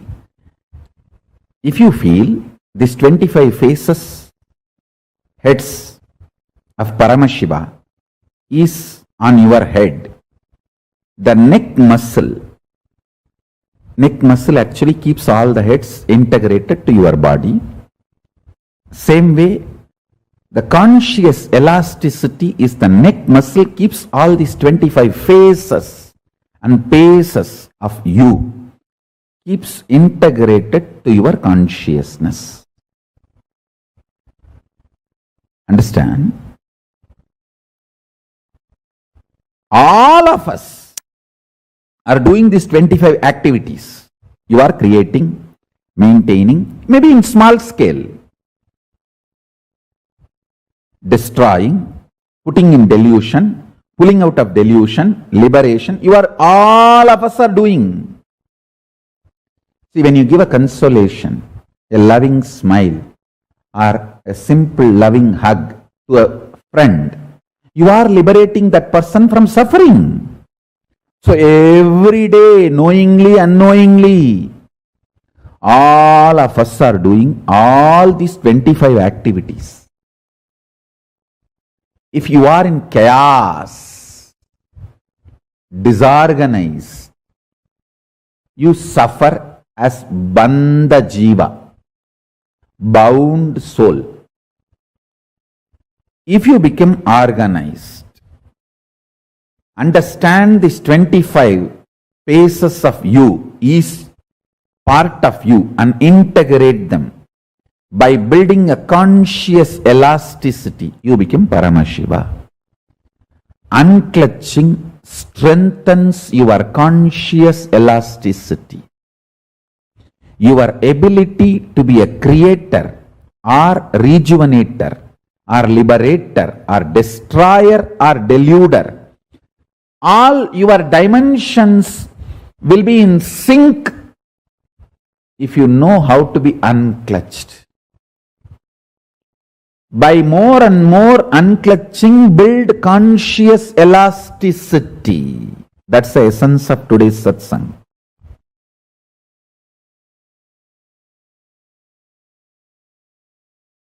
When we meditate on powerful cognition, our thought current also changes immediately.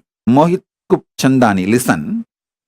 When you actually unclutch, not just your thought currents, your liver, your kidney, your intestine, the very elasticity and plasticity of your brain changes. Listen. Youth means whose brain still retains the elasticity and plasticity for the new, exciting, enlightening life, intense life. Youth has nothing to do with based on your date of birth, year of birth.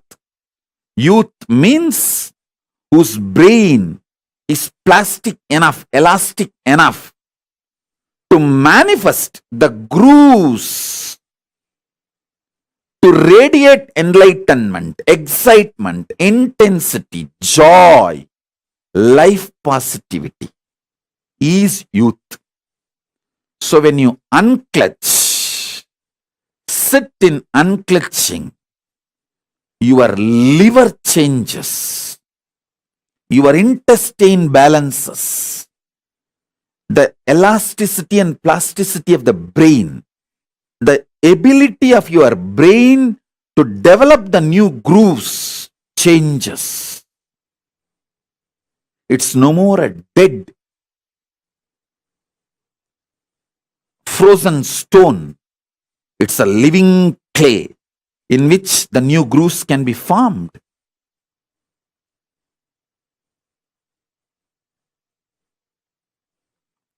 Youth is a person who can get inspired, who can get excited, who can really awaken himself for developing the grooves of enlightenment.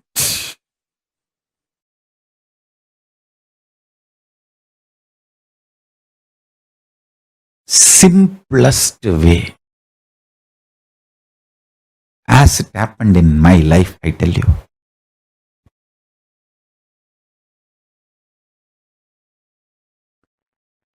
I just know my Guru is Paramashiva and I am committed to him.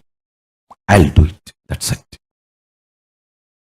Understand? But I know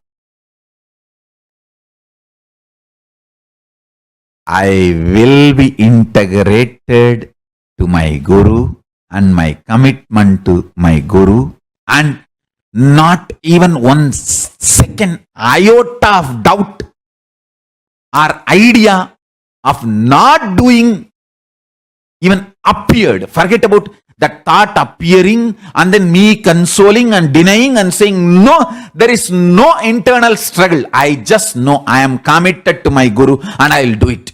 He may not be physically available to me now. That does not mean my commitment to him changes. When your commitment to your Guru changes, even if your Guru is physically alive, even if you are living with your Guru, you are Guru widower.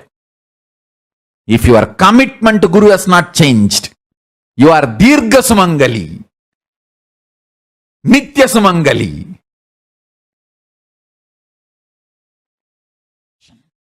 I am committed to my Guru and his word to revive the enlightened civilization, KAILASA on the planet Earth. I'll do it. I will continue to strategize, and I also know very strongly I cannot be destroyed. I am Akshaya. Because my Guru is Akshaya. I am committed to him and he is in me. He has given me that oneness. I am Akshaya. I cannot be destroyed. I'll do it.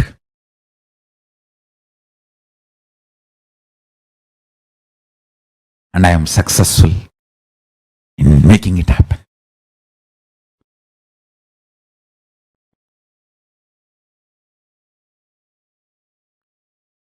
I tell you,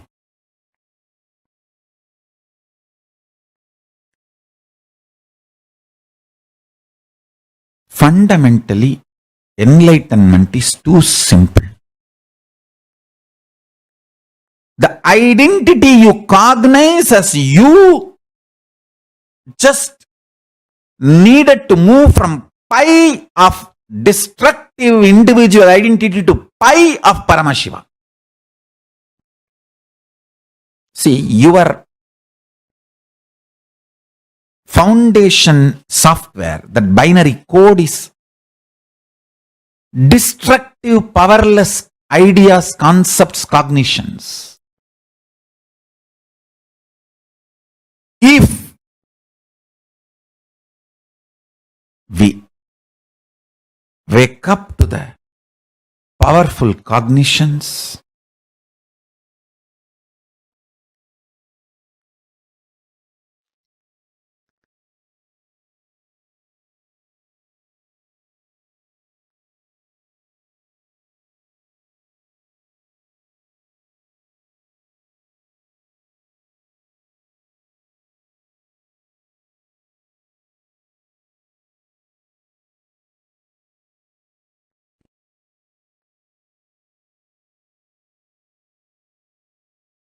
I tell you,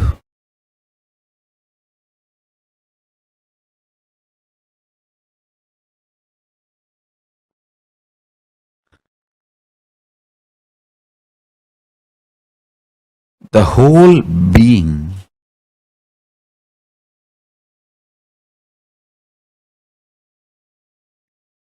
you will move in right direction. Understand? If you are moving in wrong direction, even your success is a struggle. If you are moving in right direction, even if your struggle is success. Even your struggle is success. Whether life is a struggle or success is all about the direction, not about the speed or what you face during the journey. Understand? The word struggle or success, failure is defined by the direction you are moving, not by the incidents, situations, things you face during the journey. No. If your identity is right, if your Akshaya Guna, the pi, the cognitions are right, even your struggles are biggest success. Even if people feel you are struggling, you are grand success. If your Akshaya Guna, core existence is delusion, even if people feel you are successful, you are only struggling. Any obstacle comes, Madhyamaitana Mudra.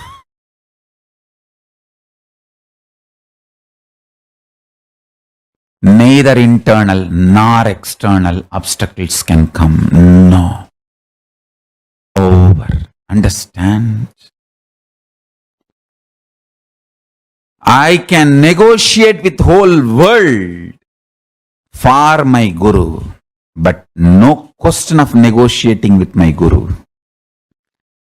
I'll conquer the whole world for my Guru. No question of even looking up to see his face, only feet.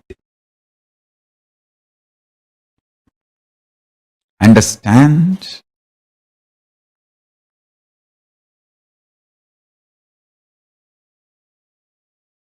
Pi of Paramashiva is Guru.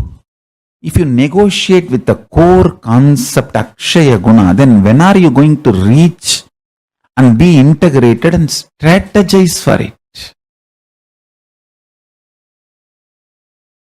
Strategizing for your enlightened identity is living enlightenment. Strategizing to live and manifest your enlightened identity is living enlightenment.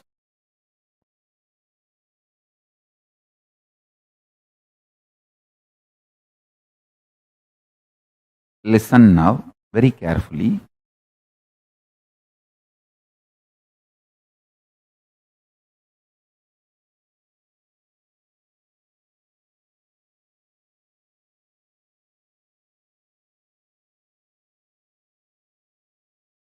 If you make a conscious intention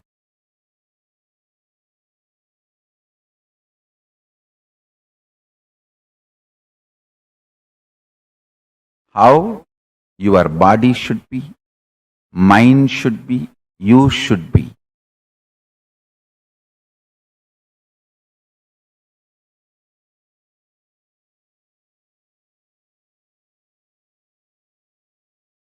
that conscious intention is the reality of you in the highest cosmic space, Kailasa, the state of Turyatita. So, once you make a conscious intention, after that, all the time you rest within you, unclutch. That conscious intention starts exploding in you.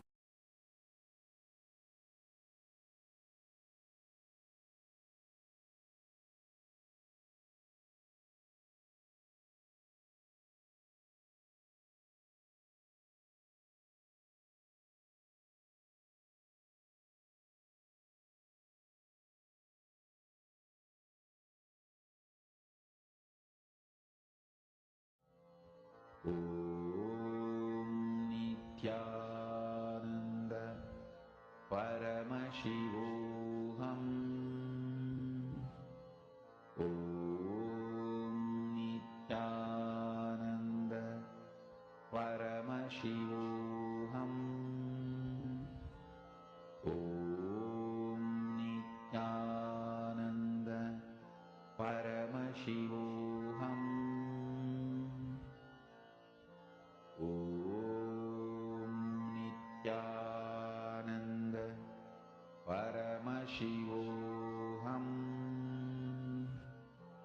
Om Nithyananda Paramashivoham.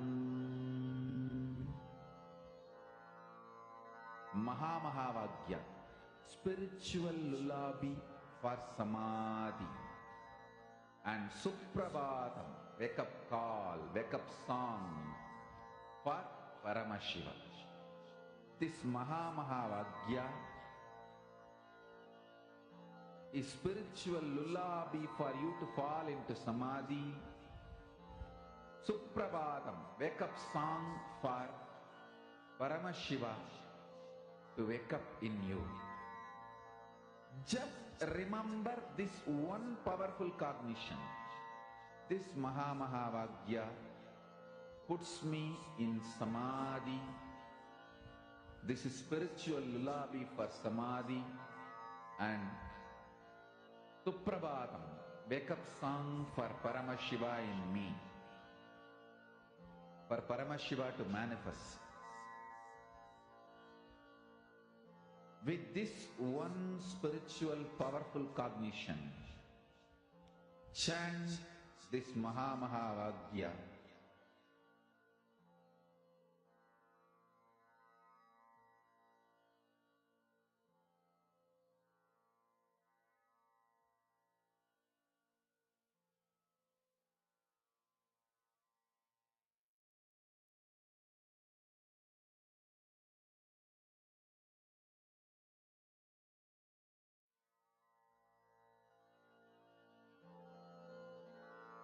Mahamahavagya, spiritual lullaby for samadhi, and Suprabhatam, wake up call, wake up song for Paramashiva.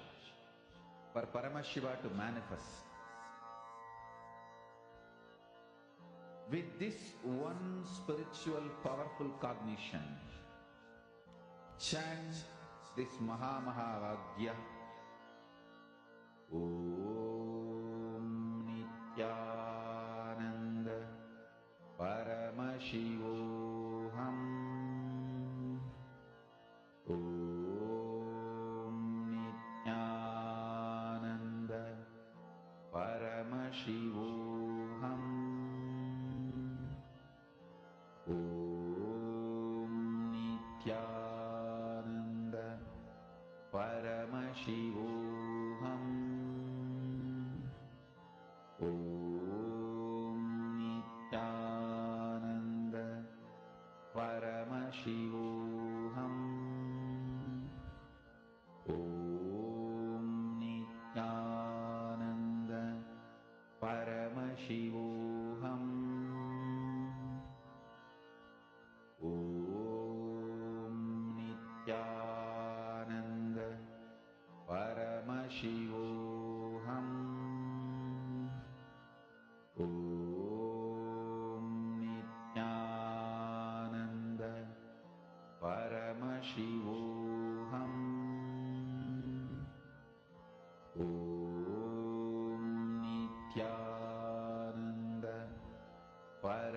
Paramashivoham.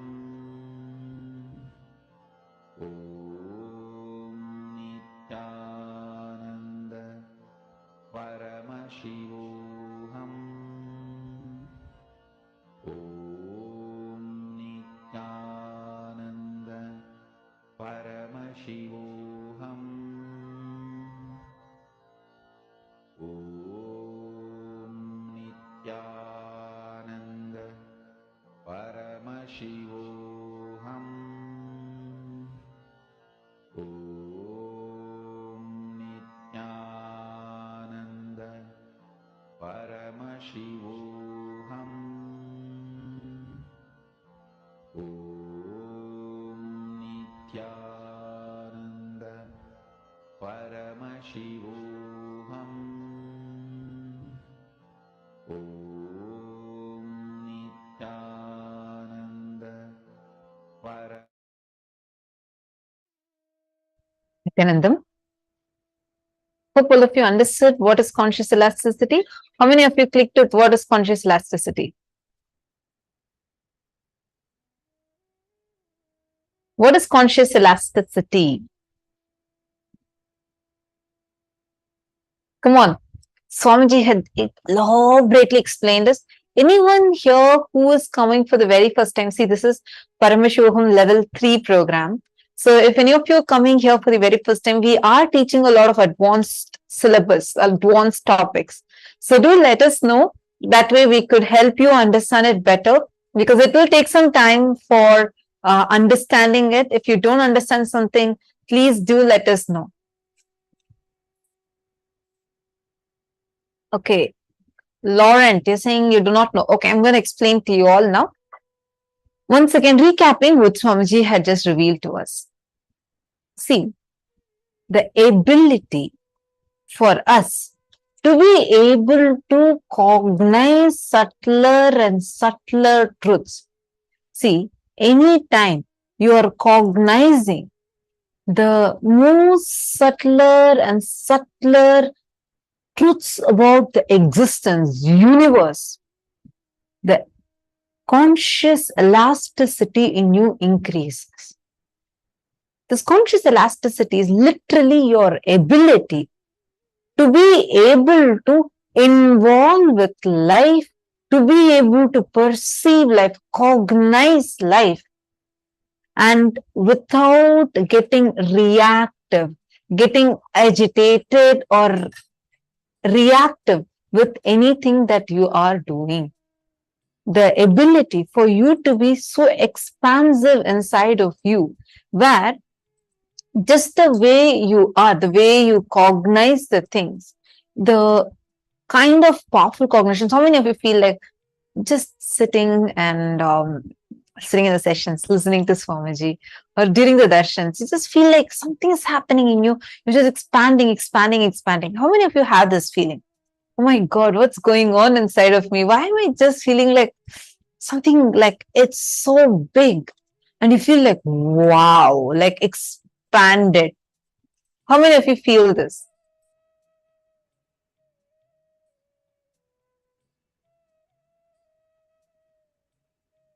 Take a few minutes and share.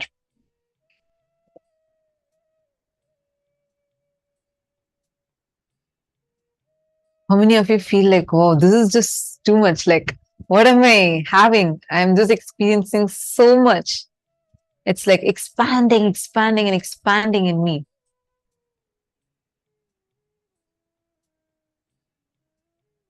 That feeling is coming because the conscious elasticity in you is increasing. Now, take a few minutes to cognize how you are doing these 25 things in your life. How are we all doing this 25 into 25 in our lives? Because when we understand that, that is when we understand about how we are how that literally will feel that expansion happening. Just in the previous internalization exercise, all of us did this, right? We all went through and wrote down what is that 25 into 5 into 5, and how the 25 things are happening inside of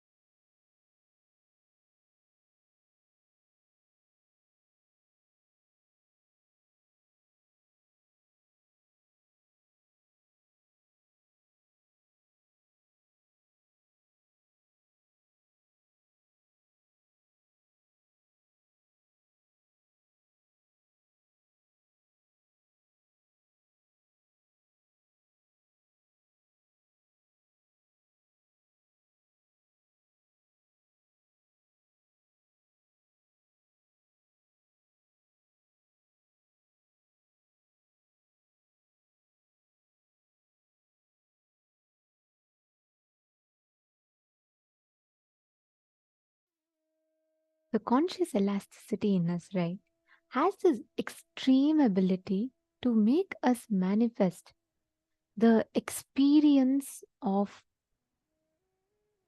having the higher powerful cognitions in life. Listen very carefully. Whenever you manifest, whenever you experience the space of Paramadvaita, oneness, whatever you call it, have you all noticed how you suddenly feel like your inner space expands? Suddenly you'll feel like, oh my God, yes. Understand, every time you understand about life, you gain a new understanding about life, the way you cognize life completely changes. You're able to hear me better, Norma? Are you all able to hear me? I'm seeing some of you saying that voice is less, voice is soft.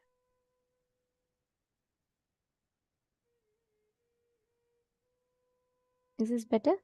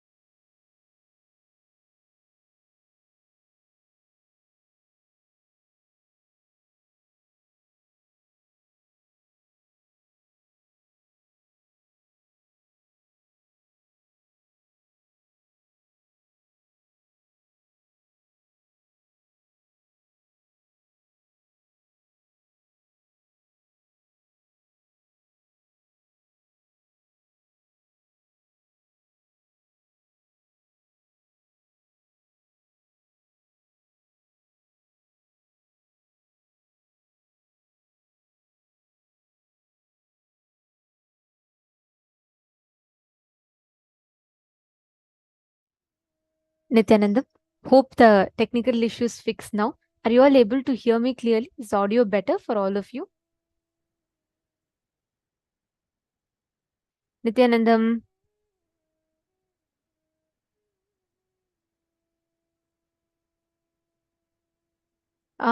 Okay. This room had the issue. Yes.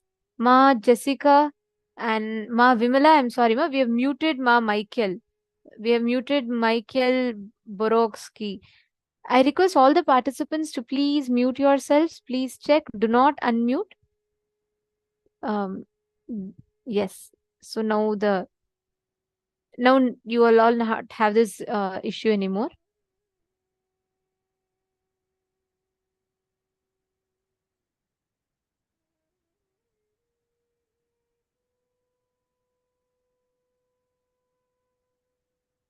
Yes.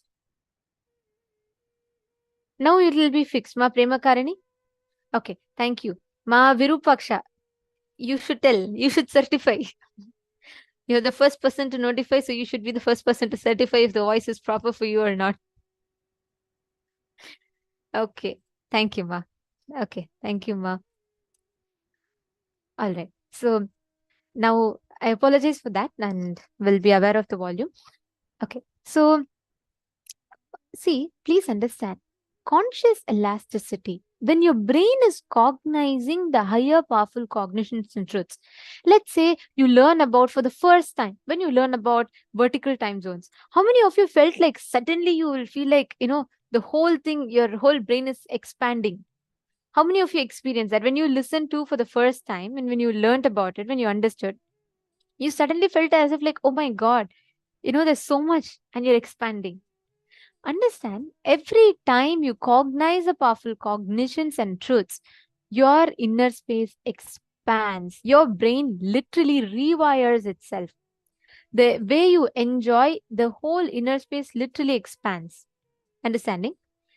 So now, one truth all of us need to know. Conscious elasticity is nothing but your ability to cognize the truths, your ability to experience the powerful cognitions.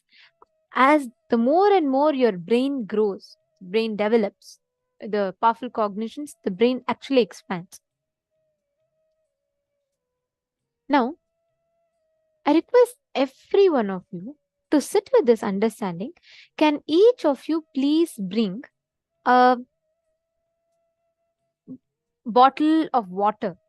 Like it could be half full is also fine. A bottle of water which is just half full. And can you keep it inverted? Okay. And what you're going to do is, see, listen very carefully. Like how if I have to, I'll give you all an example. Okay. So let's say I have this bottle with me. If I have to, this bottle's resting position is this, right? If I keep it on a stable surface, it's going to rest like this. Correct? Now, for me to make this bottle move, I need to apply a force. So let's say my hand, and then I'm just going to push this and then it falls. Correct? So when I apply the external force, the bottle is going to fall. Now, what you're all going to do is, there is the bottle, but you are not going to apply any external force. If I'm keeping the bottle here, and I'm not going to apply any external force. Without applying external force, I should be able to make this bottle fall. The same consciousness that fills you, pervades in you, pervades the whole cosmos. That same consciousness pervades this also. Now, instead of giving an external force like this to move it, I am just going to, with the power of my conscious will, connect with this bottle. Okay, so you all can keep it inverted. So basically, you're going to be keeping it the other way around. And experience that space of oneness with it. And you're going to be moving the bottle using the power of your consciousness. And what does that mean? When I say the power of consciousness, what does that mean? It means your ability to cognize yourself, as Paramashiva. See the bottle in front of you also as a manifestation of that very form of Paramashiva. It is the same clay, but the shape that clay is formed out of is different. The same clay, like I can take a play-doh, I can make Ganesha with it, or I can make a mouse with it, or I can make a camera with it. I can make whatever form I want with it. What do you want to make with that? What form do you want to shape that clay into? The whatever form you shape it into, the essence of the clay is the same, correct? Same way, whether the bottle, which is one more manifestation of Paramashiva, or you, who is also an extension of Paramashiva, you're all made of the same material. With that understanding, I request each of you to keep the water bottle inverted. You're going to be manifesting the power to move the bottle from your conscious will. See, all of you start. Sit now. Take your water bottle and keep it inverted. Take a few minutes. All of you take your water bottle, keep it inverted. All the participants, can I see every one of you keeping it inverted on your silicone device? Come on.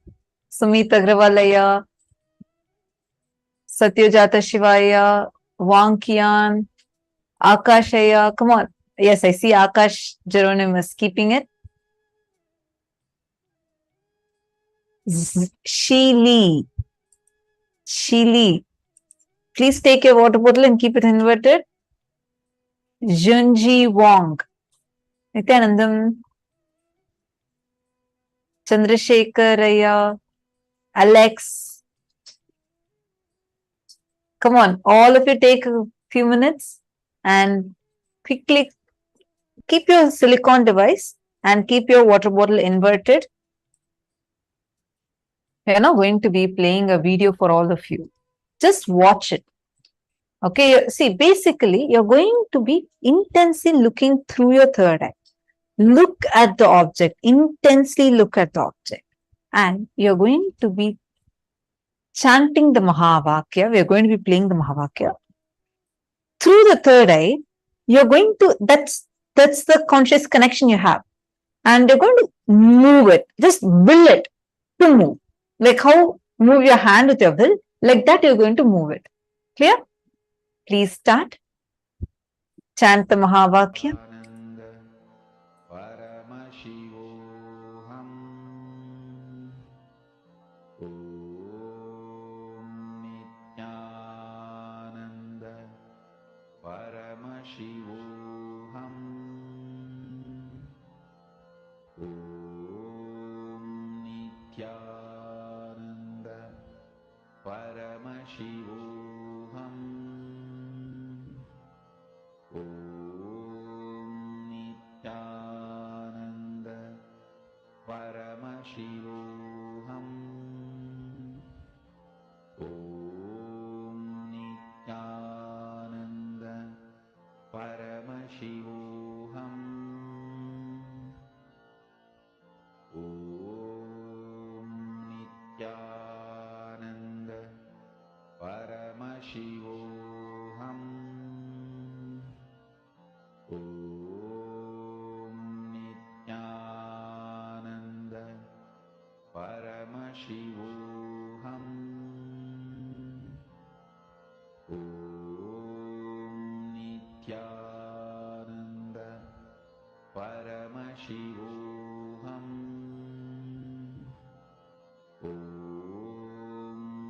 Nithyananda Paramashivoham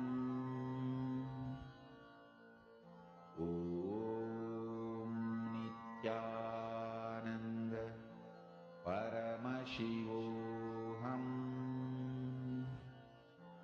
Om Nithyananda Paramashivoham Om Nithyananda Paramashivoham Om Nithyananda Paramashivoham Om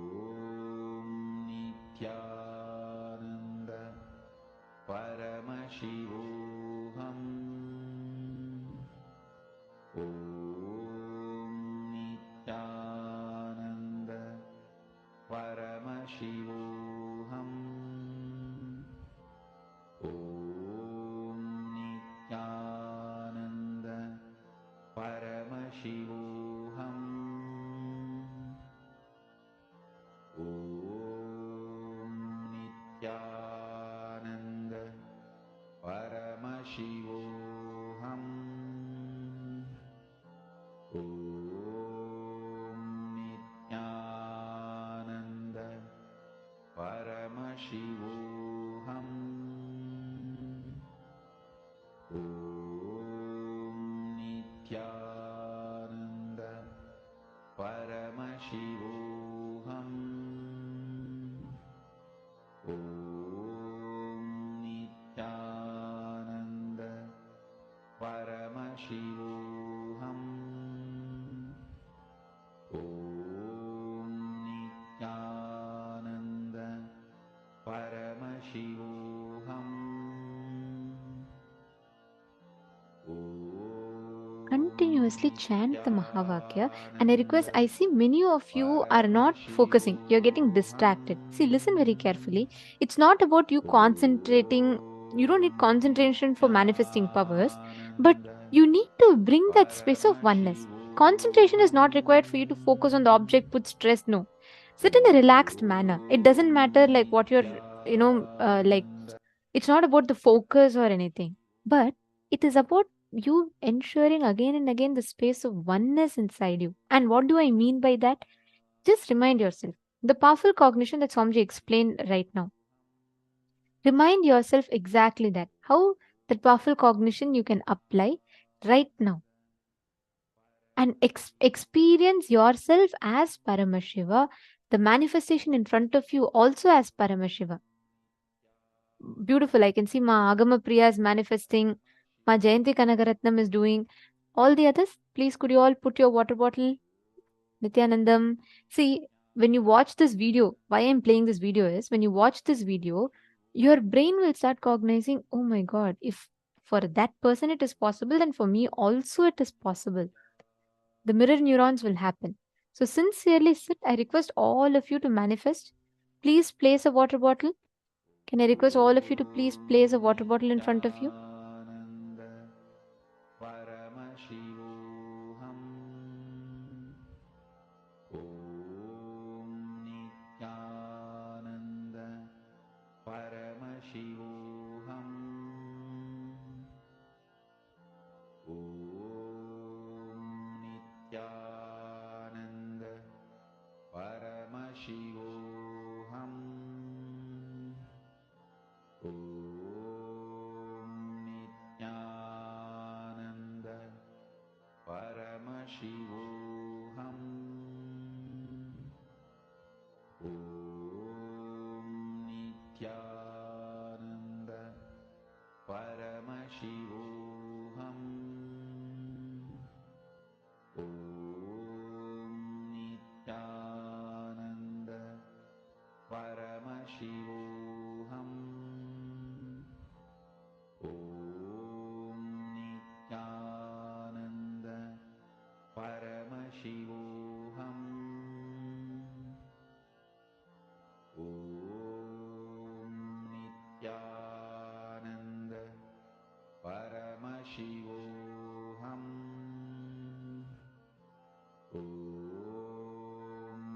Om Nityananda Paramashivoham Om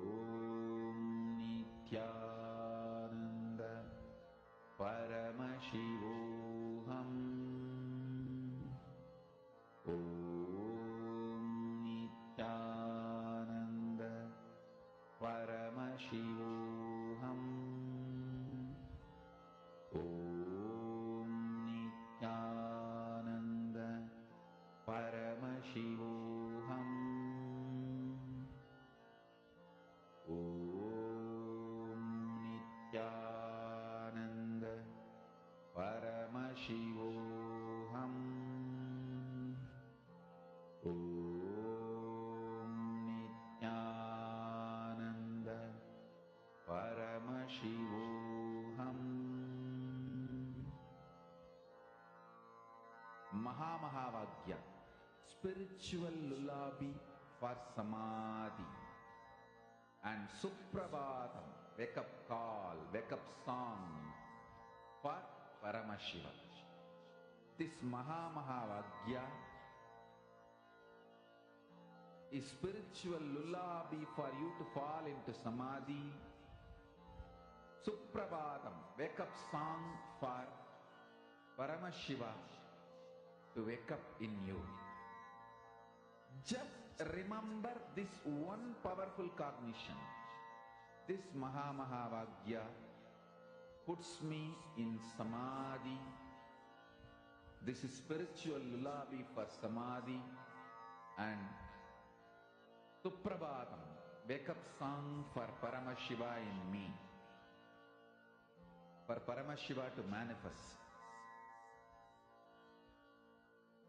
With this one spiritual powerful cognition, chant this Mahavagya.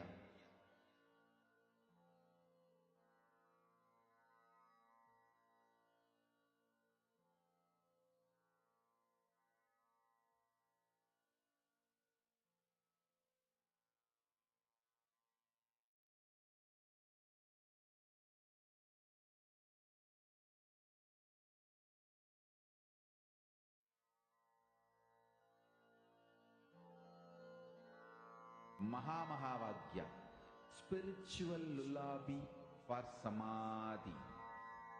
And Suprabhatam, wake up call, wake up song for Paramashiva.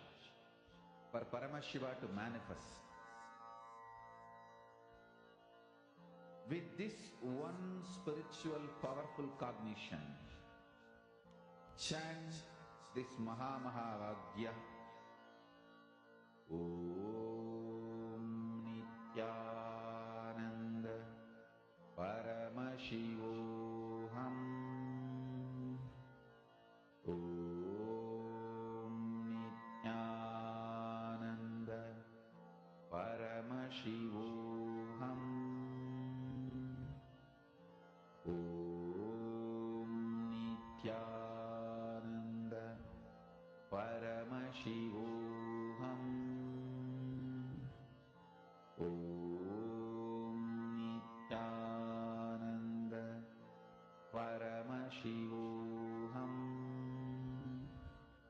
Om Nithyananda Paramashivoham. Om Nithyananda Paramashivoham. Om Nithyananda Paramashivoham. Om Nithyananda Paramashivoham. Om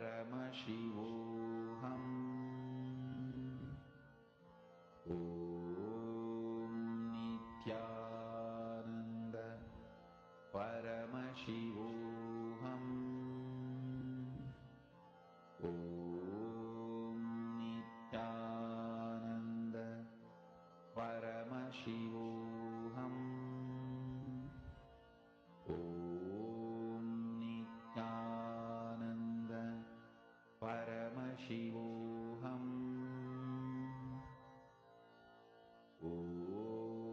Om Nithyananda Paramashivoham.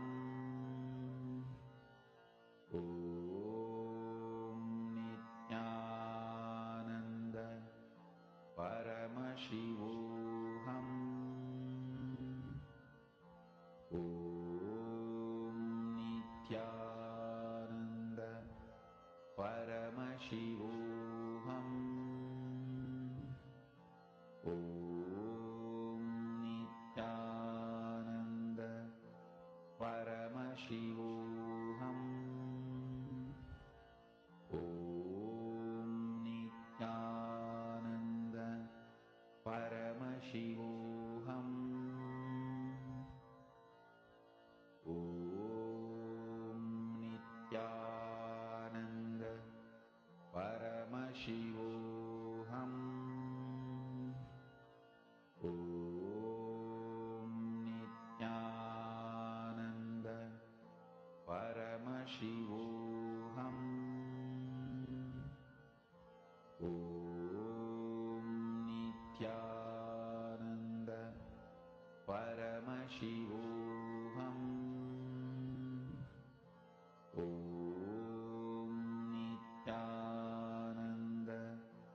Paramashivoham.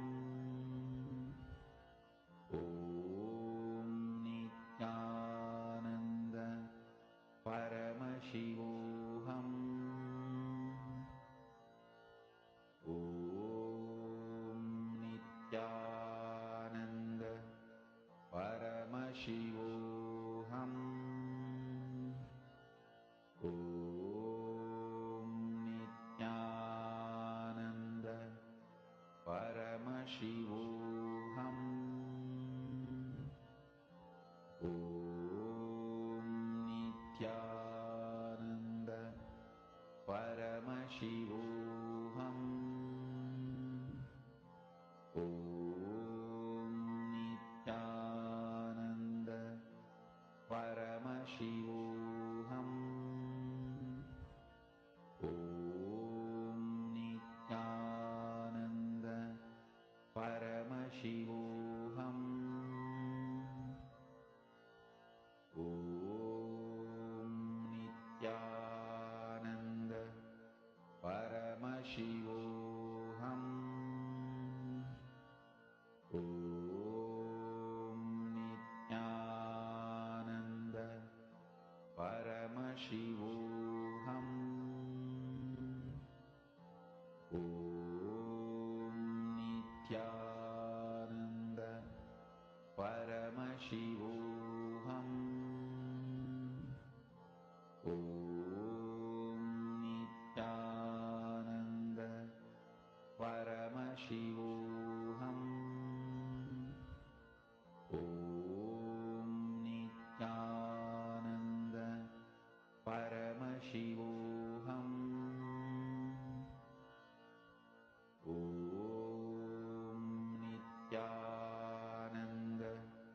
Paramashivoham. Om Nithyananda Paramashivoham. Om Nithyananda Paramashivoham. Om Nithyananda Paramashivoham. Om Nithyananda Paramashivoham.